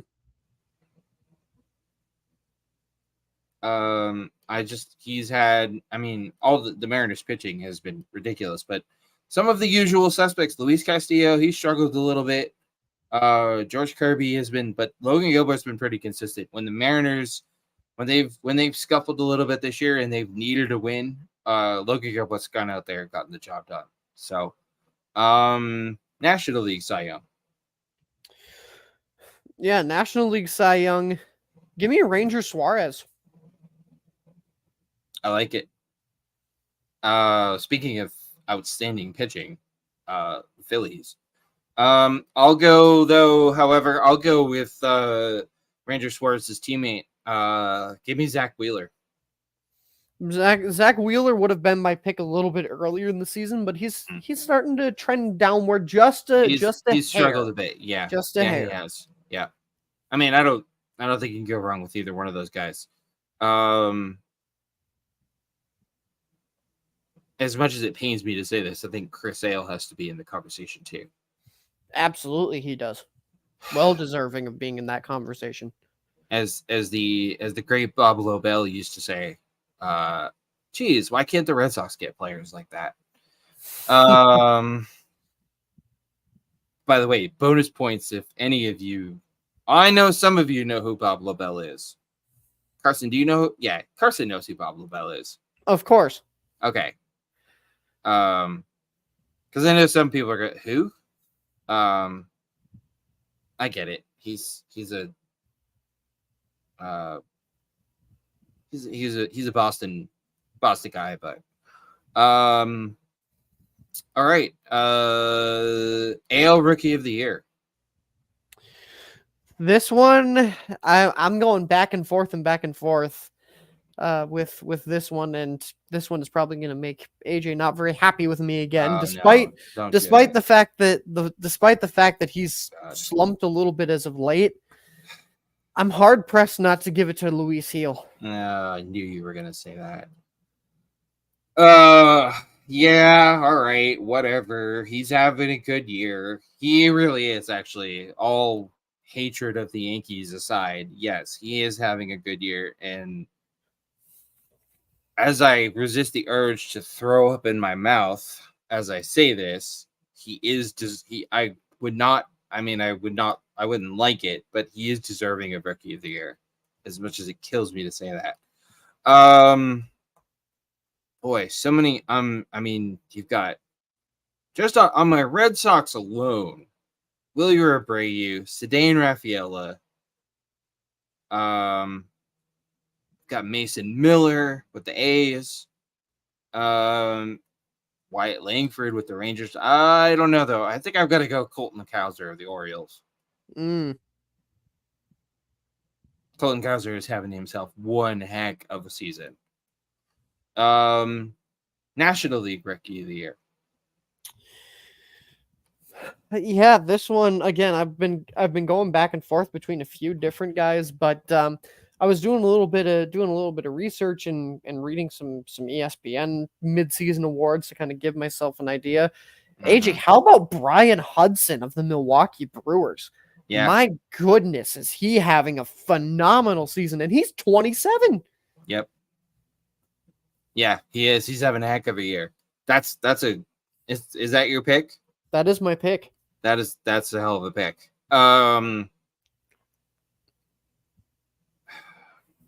It wasn't very long ago that I would have said slam dunk Shota Imanaga, but he's scuffled a bit as of late.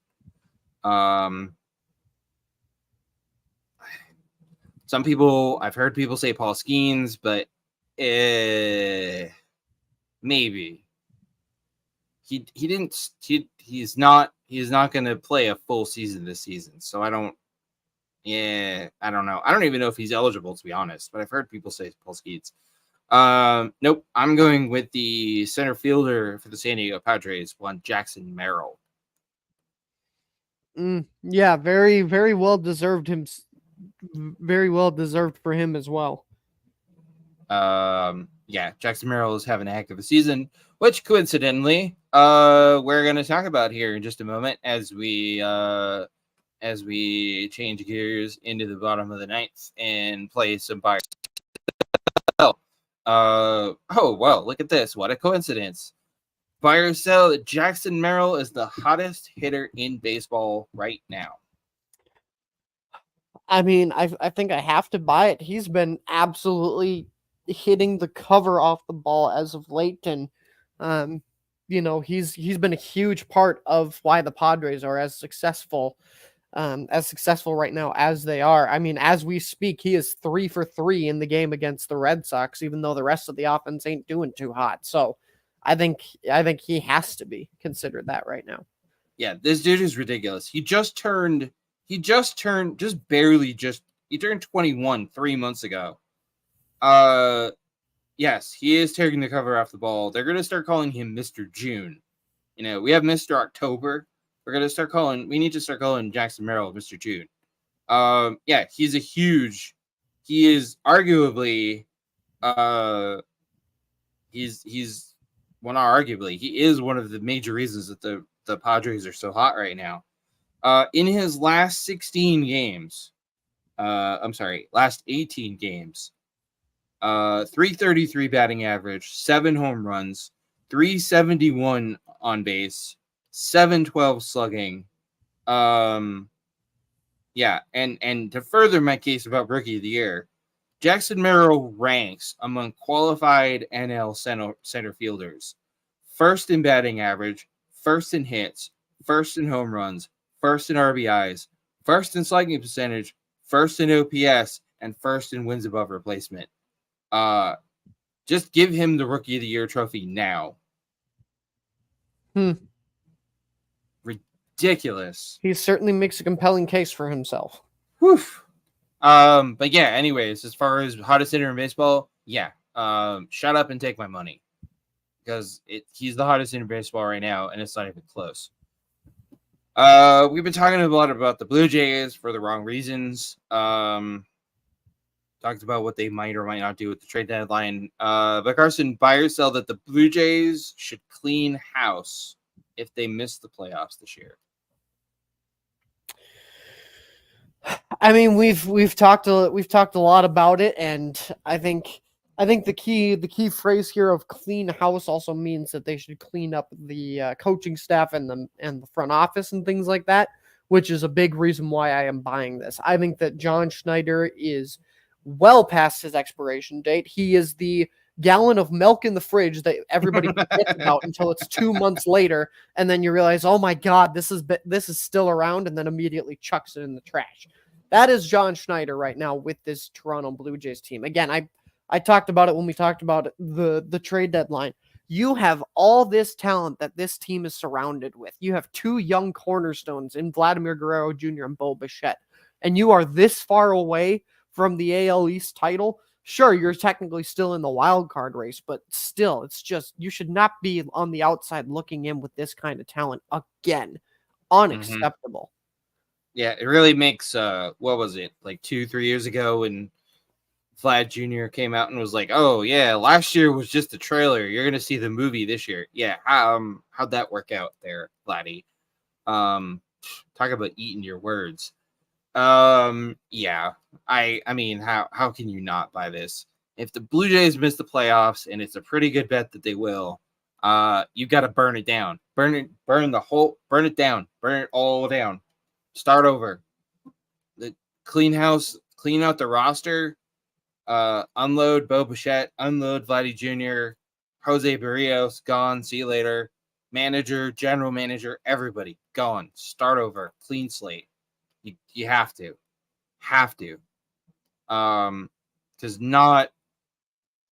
I mean, okay, granted, Carson, the Blue Jays have made the playoffs the last 2-3 years in a row, but they have failed to get past the wild card round. 2 years ago, they lost to the Mariners. Last year, they lost to your Twins. Yeah, got to clean it out. Got to start over. We were talking about the Cardinals a little bit earlier when we were talking about the playoff race. Carson, buy or sell that the Cardinals are a threat in the National League Central?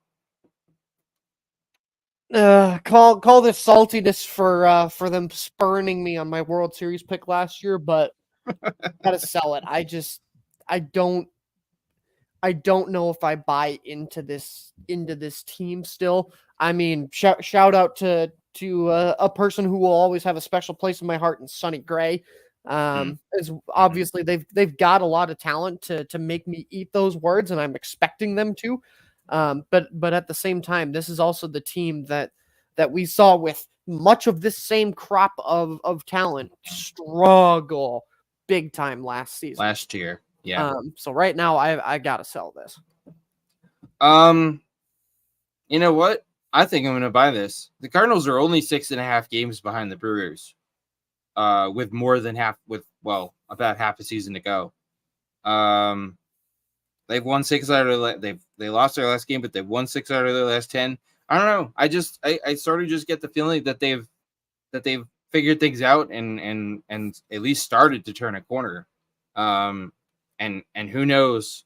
I mean, yeah, the Brewers are having a great year. Make no mistake, but I'm also kind of wondering, how long can the Brewers keep doing what they've been doing? So, yeah, I think the Cardinals could definitely make a run at it, in an otherwise pretty mediocre division.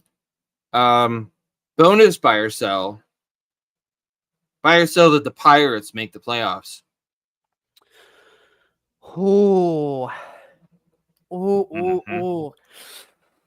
I think I gotta sell. I don't think they're quite ready yet, but ask me again in a year. Yeah, but I don't think they're quite ready yet. No, I would sell that too, but they're close. They're really close. Hang in there, Pirates fans. I know it feels like it's been like the last 5 years that we've all been talking about. Oh well, the Pirates they're getting there. They're almost there. No, they really are this time. I don't. They're arguably on the doorstep. Yeah. Oh my god.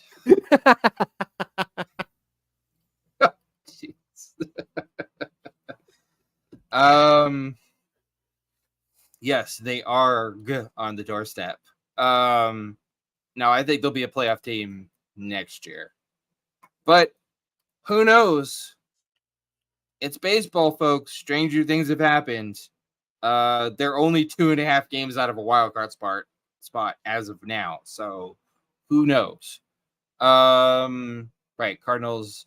And last but not least, buy or sell that Stephen Vogt is the favorite for American League Manager of the Year. I think I have to buy it. I mean, this in his first year, he has managed to guide this Guardians team to the number 1 seed in the AL. How can you not vote for him? Yeah, I mean, and oh, by the way, Stephen Vogt, folks, for the record, is only 39 years old. That's not old for a manager. No. That's young for a manager, actually. Man. I don't know, though. Favorite. That's such a commitment. Yeah. That's like, all right, let's see. Who else have we got going on here in the American League Manager of the Year? Let's see.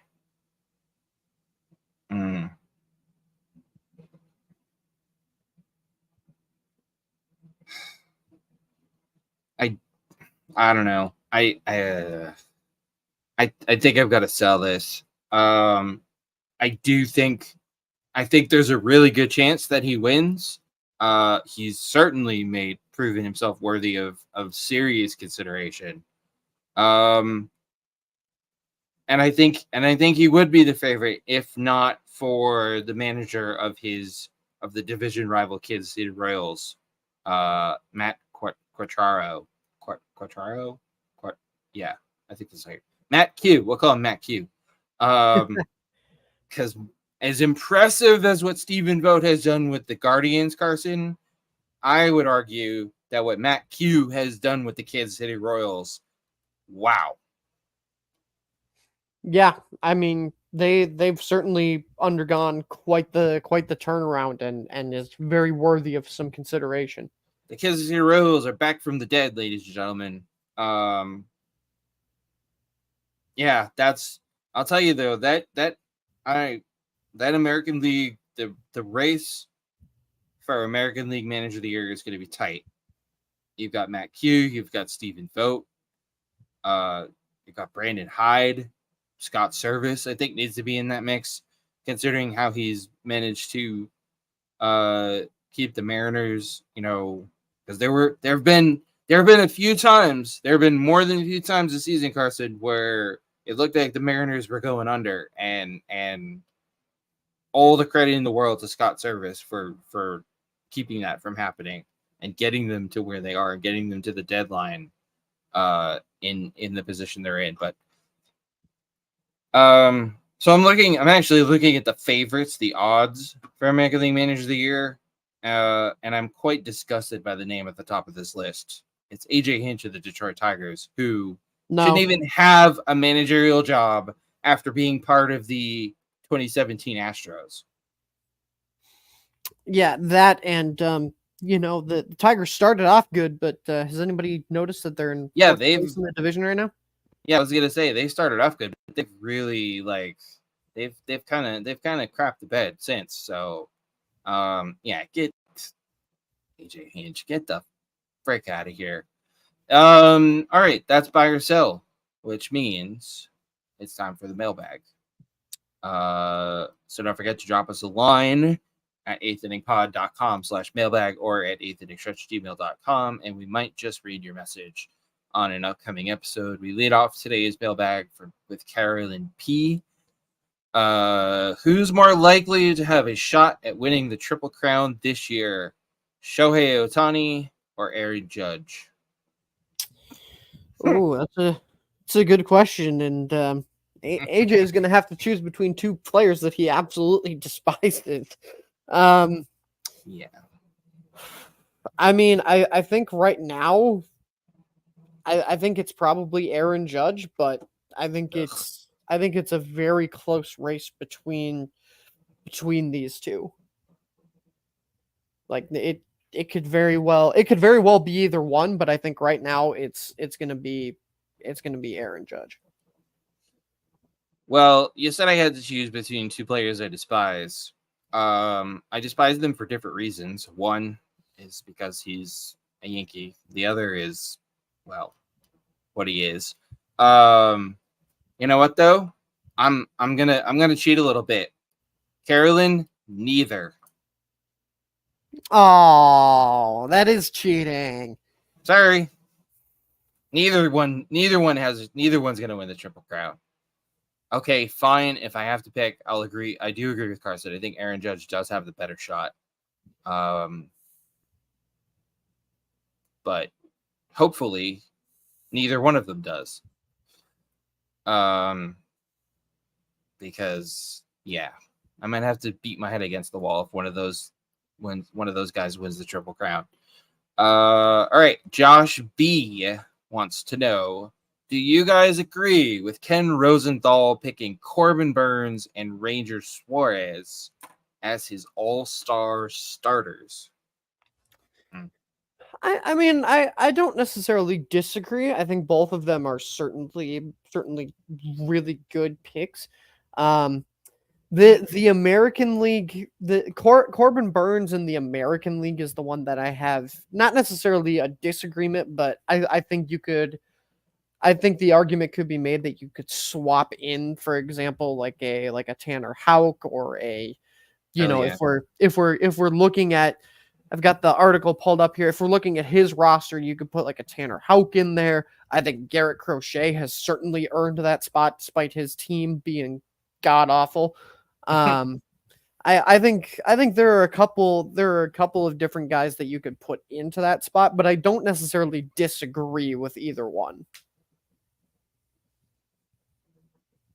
Yeah, I don't know. Ranger Suarez is a pretty solid pick for the National League. We talked about Zach Wheeler earlier, but Zach Wheeler is kind of scuffled. I guess you could go like a Tyler Glasnow or Chris Sale. Maybe it's Sonny Gray, maybe. But yeah, nobody really stands out in the National League like Ranger Suarez does.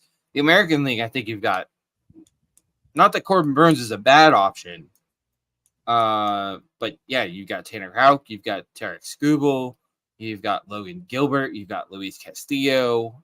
The American League is there. There are more choices in the American League, I think. Ranger Suarez, I feel like, is probably pretty much a lock. But Corbin Burnes, I think there's too many other. I think there's too many other choices to say that Corbin Burnes is a shoe-in. Especially considering Bruce Bochy is the American League All-Star manager this year, and Carson, nobody ever knows what Bruce is going to do. No, that man is a closed book. He will not let Yes. you know what he is doing Bruce. until he absolutely has to. Bruce is going to Bruce. So, all right. Alex K wants to know, Carson, how many baseball games do we usually watch in a week? I mean, I'd like to say more if Bally could get its crap together and figure this Right. whole thing out with the Twins when I can't even watch my favorite Twins games. So, on average, I'd say with that, obviously, the amount of games I can watch in general has gone down. So the amount of games I do watch, of course, has kind of followed suit. But on average, I try and catch some games if they're on like TBS or Fox or MLB Network when I can. So on average, I'd say probably about 3 or 4 a week. Yeah. The first thing I thought when I read this question is not as many as I would like. If I had my way, I would just watch baseball, well, maybe not all the time, but I'd watch a heck of a lot more than I do. Amen. Yeah. I would say probably like 4, 5-ish. Like maybe like 5 or 6 in a good week. Not as many as I would like. But I try to watch. Yeah, I try to watch as much as I can. but other job and stuff like that. Yeah, not as many as I would like. That's for damn sure. Rachel T, is it crazy to think the Rays will be sellers at the deadline? Interesting. I mean, I don't necessarily think it's crazy. Um, that AL East is very competitive, right? I mean, we've talked about it Yes. ad nauseum, even just this episode, how Yep. competitive that division is. And right now they're sitting at 42 and 42, 11 and a half games out of that division, but 3.5 games out of the wild card. So I don't think it's crazy to say that Tampa would be sellers. I think that the big thing that we have to look at with Tampa Bay is their rotation. If they Mhm. were going to trade anybody, I think there's a couple of pieces there that'll probably get moved solely because of the fact that Shane Baz is going to be coming back from injury. They still think very, very highly of Mhm. him. Jeffrey Springs is also on his way back up to that major league rotation. So if they try and put them into the rotation, there's a couple of guys that are going to have to get moved because right now they've got Zach Eflin, Aaron Savali, Taj Mhm. Bradley, Zach Littell, Ryan Pepia. Yeah. And I think probably Zach Littell and Aaron Savali are probably the most likely of those guys to get moved. So I don't know if this is necessarily, depending on where Tampa Bay falls, I don't think it's crazy to think of them as a seller, but don't expect it to be a full-blown rebuild if they do sell.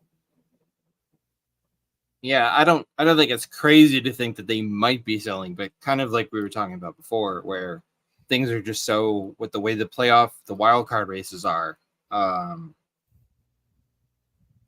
how things are just kind of so wide open and so many teams are still in the mix, even with, well, about a month to go until the trade deadline. So I don't think it's crazy to think that any team is going to be buying or selling. I do think it's a little crazy to think about the Rays selling, considering their recent history and how good they've been. I think that part is a little crazy. But hey, I mean, even if they are sellers at the deadline, I mean, how many people are really going to notice? Oh, oh. Hey, you know what? I haven't taken a shot at Tampa in a while, so you know what? I was due for a cheap shot. Um, I mean, it won't affect their attendance one way or the other. I'm sorry, that was bad. Um, Logan R. Logan R. Should owners who refuse to spend to improve their team, John Henry, be held accountable somehow? This is a hard question because Mhm. I don't like the idea of the league being a czar to dictate to teams what they're supposed to spend, but at a certain point it also becomes very clear when an ownership group just is not willing to make their team better and is John okay Fisher. with it comes back to like it's almost like the tanking argument. Should leagues do Yeah. something about tanking? Yes. These issues go hand in hand because if you're not willing to spend, odds are your team's going to be pretty bad and you're going to want to try and tank to get the best draft pick possible. Um, Mm. Now the nice thing I think about baseball and hockey with both of those sports and the minor league systems and the possibility for playing in junior hockey and college hockey in the sport of hockey is that doesn't happen nearly as much because who's to say unless you get a generational talent like a Connor Bedard or a Macklin Celebrini or a Paul Skeens, who's to say that guy is going to come through the system in a year or two and be able to make an impact right away? Whereas with football and basketball, if you tank and you get like the number 3 pick, they're easily going to be Mm. able to come in and play right away. Yeah. Um, so I think my overall answer to this question is no, simply Mm. because I don't like the idea of leagues telling their teams, "Hey, you have to spend this kind of money." Mhm. even though there are clearly owners that are okay with being kind of these basement dwellers. And plus I just don't know how that system would even work. So I just think for right now my answer to this question would be no, but potentially check back with me in a little while. I mean, I think in a perfect world, I think the answer is yes. I think owners should be held accountable somehow. Um, I, but I don't know. Yeah, you're right. I don't like the idea of Major League Baseball. You know, I mean, I've seen some really out there arguments. I've seen and heard, people talk about like it's rather than a salary cap, having a salary floor. Like, oh, teams have to spend, the team salary has to be a minimum of whatever. I don't like that at all. As far as the tanking thing goes, I mean, we mostly see it in the NBA, where teams tank for to get the best chance at winning the draft lottery. Although I'm pretty sure the NBA has some sort of like rule in place about tanking. The NFL doesn't, because Roger Goodell just doesn't give a crap. And as far as MLB and the NHL go, yeah, we've talked about it before. It's like draft picks, highly regarded prospects and draft picks in the NBA, in MLB and the NHL. Sometimes they don't always pan out, and a lot of times, unless like a Paul Skeens or like a Connor Bedard, like you mentioned, or Macklin Celebrini, a lot of times it takes a good few years before these guys even make it through the system. Yeah. So it's not instant gratification like you said, like the NFL or the NBA. So, but no, yes, yeah, I would like to see owners held accountable, especially when it is so clearly, especially in cases where it is blatantly obvious that an owner is intentionally sabotaging their team. Hello, John Fisher. And that whole situation, I would love to see John Fisher held accountable somehow. I don't know. I mean, in a perfect world, I'd like to see owners like John Fisher be forced to sell the team. Like, if you're not going to invest in making your team better and putting a quality product on the field, that fans are going to want to go pay their hard-earned money to watch, and a team that's at least going to be competitive, then yeah, I think there should be something in place. But again, I don't know how that would work. And like Carson said, I don't like the idea of a league, having that much authority over its owners, over its franchises. Really, that's a slippery slope. But that's a really interesting, great. That's a great question. That's a really interesting thing that I don't think gets talked about enough. So, I mean, I guess you have extreme situations like, Donald Sterling and the LA Clippers, where the NBA, Adam Silver was basically like, okay, we're forcing you to sell the team because of. I mean, that was obviously a very different situation that didn't have anything to do with on the court stuff. But yeah, I don't know. That's a really interesting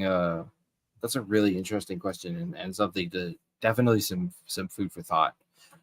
And last but not least, Kristen S. If Major League Baseball were to use a player as its logo, like the NBA did with Jerry West, who do you think they should use? For me, this is a pretty easy answer. I don't know what they would use of his, but I think it has to be Jackie Robinson. Oh, okay. I like it. Yeah. See, this is interesting because the NBA logo is like, you look at that and it's very clear Jerry West. It's his pose, shot, whatever you want to call it.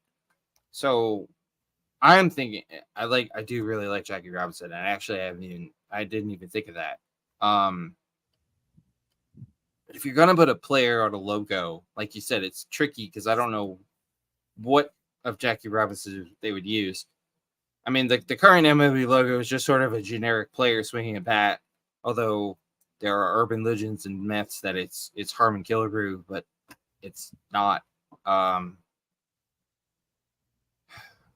it prior to the last week or so here, Carson, I would have said Ken Griffey Jr.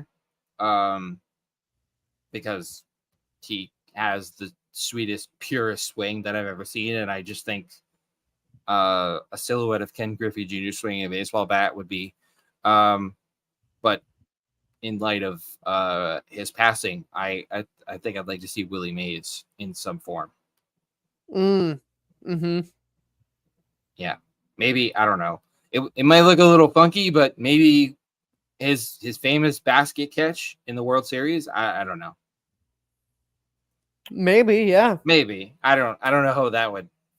Might look a little weird, but yeah, I think. I mean, Willie Mays had a pretty sweet swing himself, so I mean, I don't think a silhouette swing a baseball bat would be the worst thing. So, but that's a really interesting. I mean, I don't think MLB has any plans to ever go in that direction. The NBA is pretty much the only, as far as I know, the NBA is pretty much the only major pro sports league that has an actual, player as their logo. But I don't know, Carson. I gotta be honest. I don't know if I would want, as cool as it would be, I don't know if I would want MLB to do that. That's kind of unique to the NBA.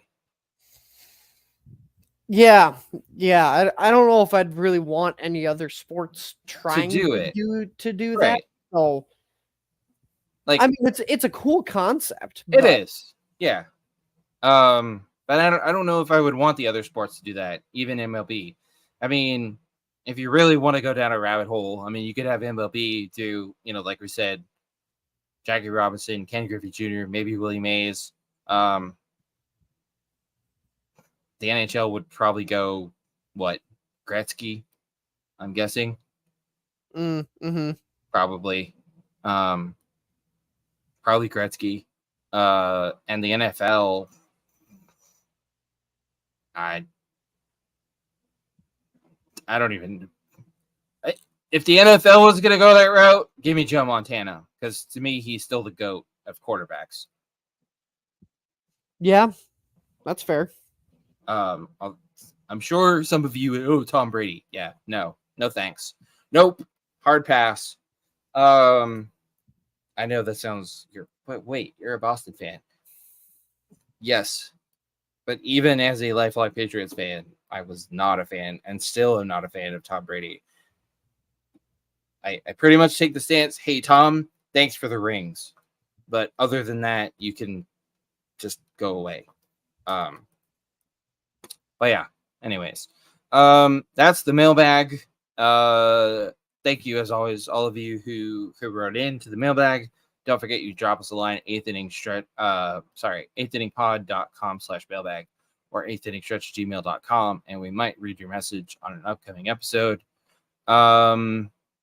Must watch games real quick. Is there anything upcoming on the, let's see here. What have we got coming up here in the next couple of days? Orioles Mariners, that looks pretty interesting. That's going to be a lot of fun. Possible playoff preview there. Reds Yankees, that's a matchup you don't see a lot. That could be interesting. Yeah, there's actually not D-backs Dodgers, I guess for NL West. Yeah, there's actually not a whole heck of a Cardinals Pirates. I mean, that's always a good time. White Sox Guardians would be fun, or more fun if the White Sox didn't suck so bad. Yeah, not a whole heck of a lot the next few days. Which leads me to my next question. Carson, do you have a tankathon for us? There may not be a lot in terms of must watch, but we've got a heck of a tankathon that starts on Tuesday. Nice. Oakland A's, I'm really sorry to do it to you. I really am. But the Oakland Athletics, the Los Angeles Angels of Anaheim at the Oakland Stadium starting on Tuesday. So, as always, if you want to watch some bad baseball and see potentially the worst stadium in MLB history, go ahead and check out that series. That is, in fact, some bad baseball. Poor A's fans, man. Carson, you can't help but feel for A's fans. No, yeah, absolutely. It's just I You feel horrible guys, for them. you guys might be the most like unlucky, just neglected fan base in all of sports. So yeah, I don't really know what else to say other than that. All right. One last thing. I yeah, I am gonna this is maybe a little bit of trigger warning for some of you. But there is an article now available on the Athletic about the imprisoned ex-Angels employee Eric Kay, who was, of course, sentenced to 20 some odd years in prison for his role in the just awful, tragic death of Tyler Skaggs. And I kind of thought when I initially saw this headline, I kind of thought, okay, maybe the time he's maybe the time he is spent in prison, and maybe the fact that it's we're fast approaching the 5-year anniversary of Tyler Skaggs' death, and maybe Kay has had time to reflect, and maybe he realizes, maybe he would do this interview and he would, hey, look, I feel horrible for what happened, and accept responsibility for his role in what happened. Except he didn't. Eric Kay basically did exactly the complete opposite. I'm not going to bore you guys with the entire interview. You guys can read it at your leisure on the Athletic. But basically, what it boils down to is some of the major points from this thing. Kay said that he believes his 22-year sentence was unjust. He criticized the performance of attorneys at his trial. That's a bold move. He lamented how his conviction shattered his family and led to estrangement. Well, yeah. I mean, what did you think was going to happen? But maybe the worst part, maybe the most infuriating part of this, is Kay does not believe he's responsible for Tyler Skaggs' death. He said, quote, "I feel horrible that I didn't stop contributing to his addiction. He had so much more to live for than me.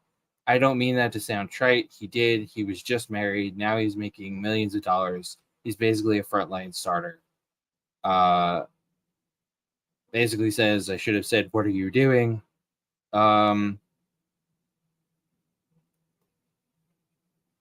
Yeah. So essentially, the point I'm getting at is Eric Kay could have done a hell of a lot more to prevent Tyler Skaggs' tragic death. And I was hoping that maybe he would show some sort of contrition and some sort of regret, some sort of remorse at least, even though that wouldn't bring, nothing can bring Tyler Skaggs back. He had basically, Eric Kay had one. The point I'm getting at is Eric Kay had one chance, one opportunity to do the right thing, even though I know, I mean, obviously, no matter what he said or did, there's no way to bring Tyler back. But I was hoping at least that given the one chance in this interview, in the form of this interview, to do the right thing, that he would do the right thing. And and he failed miserably. And that's it's upsetting, it's infuriating, but maybe most of all, um, I would have to believe that any of Tyler Skaggs' family and friends who, I'm sure they've heard about the interview. I don't know if any of them have read it. Probably not. I mean, I don't think I would, but any of them who have heard or seen any part of this interview, heard about it or read it themselves, it's got to be just a knife through the heart, and it's got to be pretty damn close to like losing Tyler all over again. And I hope Eric K. I hope he is completely miserable for the rest of his sentence and the rest of his life, because he's a garbage human being. And I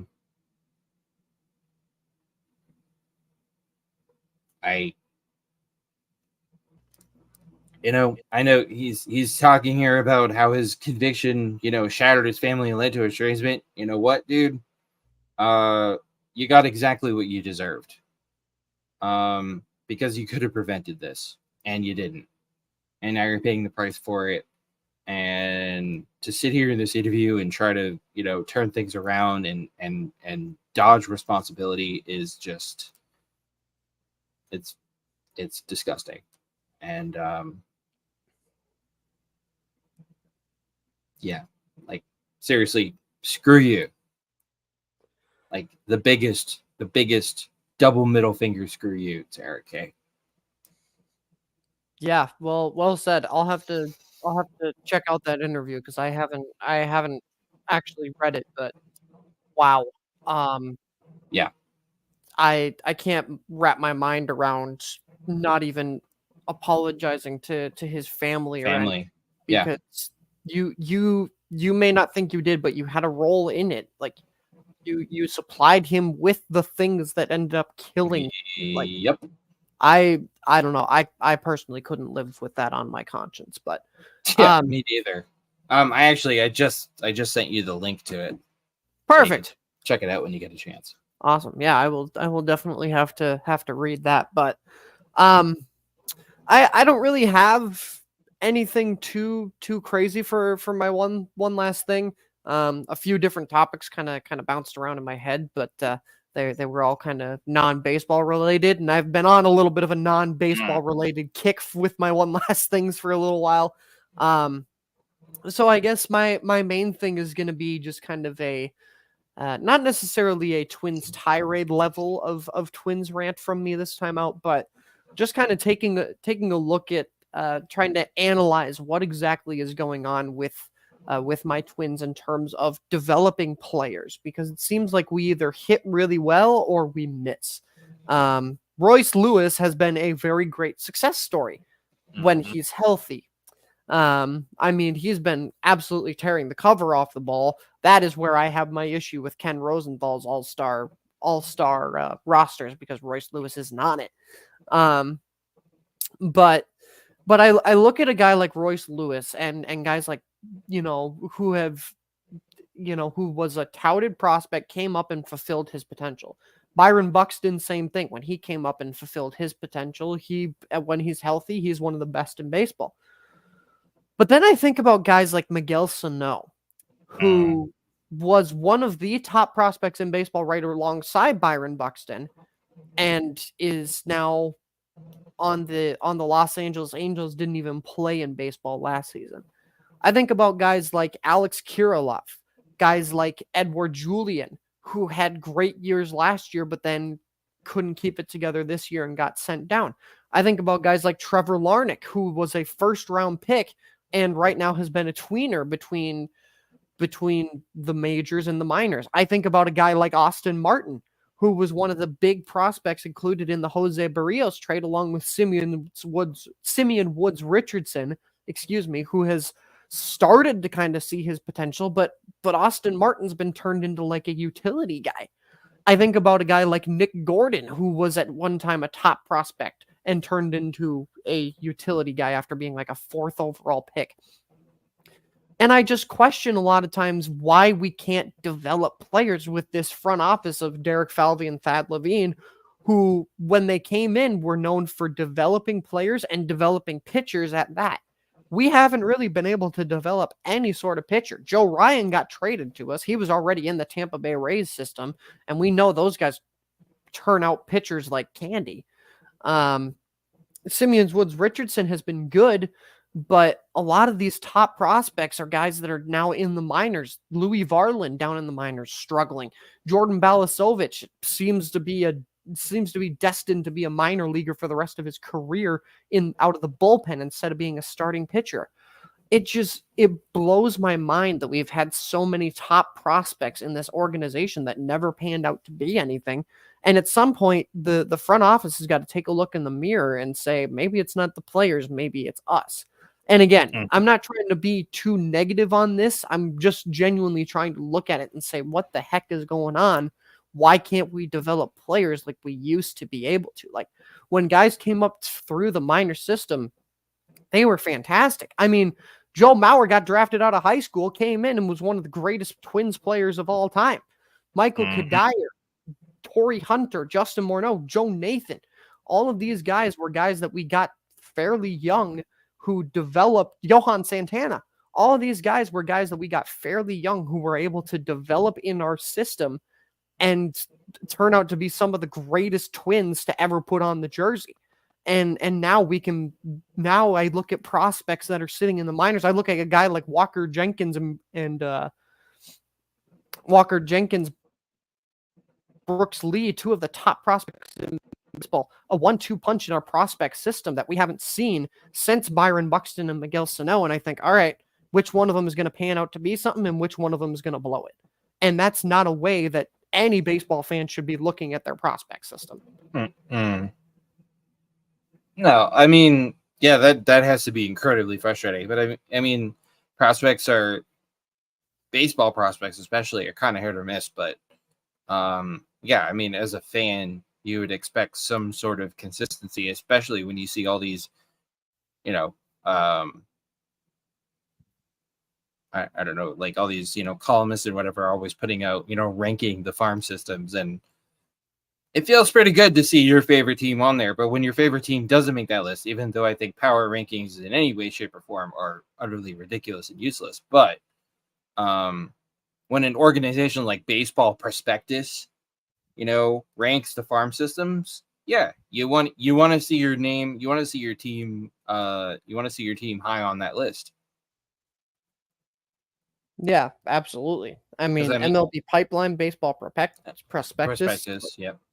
Oh yeah, I kind of forgot about MLB Pipeline. Yeah, they're another one. But yeah, that has to be incredibly frustrating. But hey, like I always say, baseball, folks, am I right?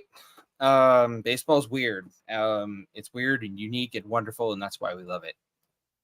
Most of the time. But yeah, I get it. We love it even more when our favorite teams are doing well on and off the field. So yeah. Well, ladies and gents, that brings us sadly to the end of another episode of the 8th Inning Stretch. You catch us live just about every Sunday on YouTube and Twitter, and on demand anytime at 8th Inning Pod. At Linktree/8th Inning Stretch, and at 8thinningpod.com. Follow us at 8th Inning Pod on Twitter, and for more, including our newsletter/blog, 2 Strike Count, which you can subscribe to for free and get it right to your inbox, as well as our original documentary series, The Book of Baseball, of which there is a brand new episode available now. Head to 8thinningpod.com. And help us continue making the best indie baseball content this side of home plate by supporting the show, either using the QR code on your screen or at 8thinningpod.com/donate. If you are watching/listening to this on YouTube, please don't forget to like, subscribe, and turn on notifications. So I in my little spiel there, I always say, Pretty much every Sunday. Next Sunday is one of those exceptions. Because Carson, you and your family are celebrating quite a milestone next Sunday. Yes, my beloved grandmother, her birthday is on July 4th. She turns 99 this year. So, Bravo, yes, 99. yes. So we are gonna Well be done. we're gonna be heading as us Minnesotans call it up north, which is a very generalized region. But we'll be heading up north for the weekend to celebrate with her, see some extended family that we haven't seen in quite some time. So, and it's always a fun time, but it's a good few hours away, and it's always the Minnesotan goodbye is very real, and just out of an abundance of caution, and knowing that by the time we get back, I wouldn't be able to give 100% to you guys. I talked with AJ and figured it would just be better to use this weekend to give us a little refresher. Let everybody kind of celebrate the 4th of July weekend too, and then we'll be rip roaring and ready to go in a couple of weeks. I can't believe this Thursday is 4th of July. That does not seem possible. Nuts. That's yeah. insane. Yeah, that's ridiculous. Yeah, so we're off next Sunday. You guys will still get 2 Strike Count next week. Kind of thinking about maybe tweaking the format of 2 Strike Count a little bit. Because to be perfectly honest with you guys, putting it out 3 times a week is kind of getting to be a lot. And I feel like I'm spreading myself a little too thin, so I've got to do some thinking / whatever else about that. But as always, we'll keep you guys in the loop. In the meantime, head to eighthittingpod.com, check out our entire back catalog of episodes, every episode, all the way back, all the way to the beginning. You could listen to all of them there. Check out check out 2 Strike Count if you haven't. Check out Book of Baseball if you haven't. But that's kind of where we're at. Since this is our last episode before the 4th of July, we'll wish you all a early, happy, safe 4th of July. Have fun, with your family and friends celebrating the 4th. But please, also, be safe. Don't do anything stupid. Don't do anything crazy. Please be safe. Don't blow yourselves up. Fireworks are dangerous, people. Yes, they are. And also, if you live in an area where fireworks happen to not be like home fireworks happen to not be allowed, please respect that. For your safety, for the safety of everyone around you, and also because out of respect for our veterans, because fireworks can be extremely triggering for veterans. I know right here in my home community, they've got signs up all over the place about the fireworks thing, and their impact on veterans and also on pets.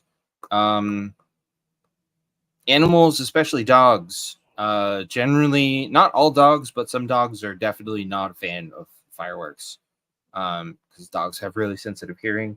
So anyways, my point is, if you live in an area where that is the case, please respect that. Because you might think, oh, they're just trying to ruin the fun of the 4th. No, they're just trying to keep everyone safe. That's what it comes down to. So respect that if your community happens to have those guidelines in place. But other than that, have a happy and safe 4th, everybody. We'll be back with you on right, so Sunday's the 7th. Yeah, so we'll be back with you guys on the 14th. Oh, well, would you look at that, Carson? Our next episode, we'll be back on the 14th, right before the Home Run Derby and the All-Star Game. Nice. Look at that timing. That's the best. That's the best timing. Wow, that worked out really well for us. But yeah, anyways, we'll be back with you guys on the 14th, right as on the eve of the Home Run Derby and the All-Star Game. And in the meantime, take care of yourselves, take care of your physical health, but maybe even more so, take care of your mental health. It's extremely important. And also make sure you take care of each other.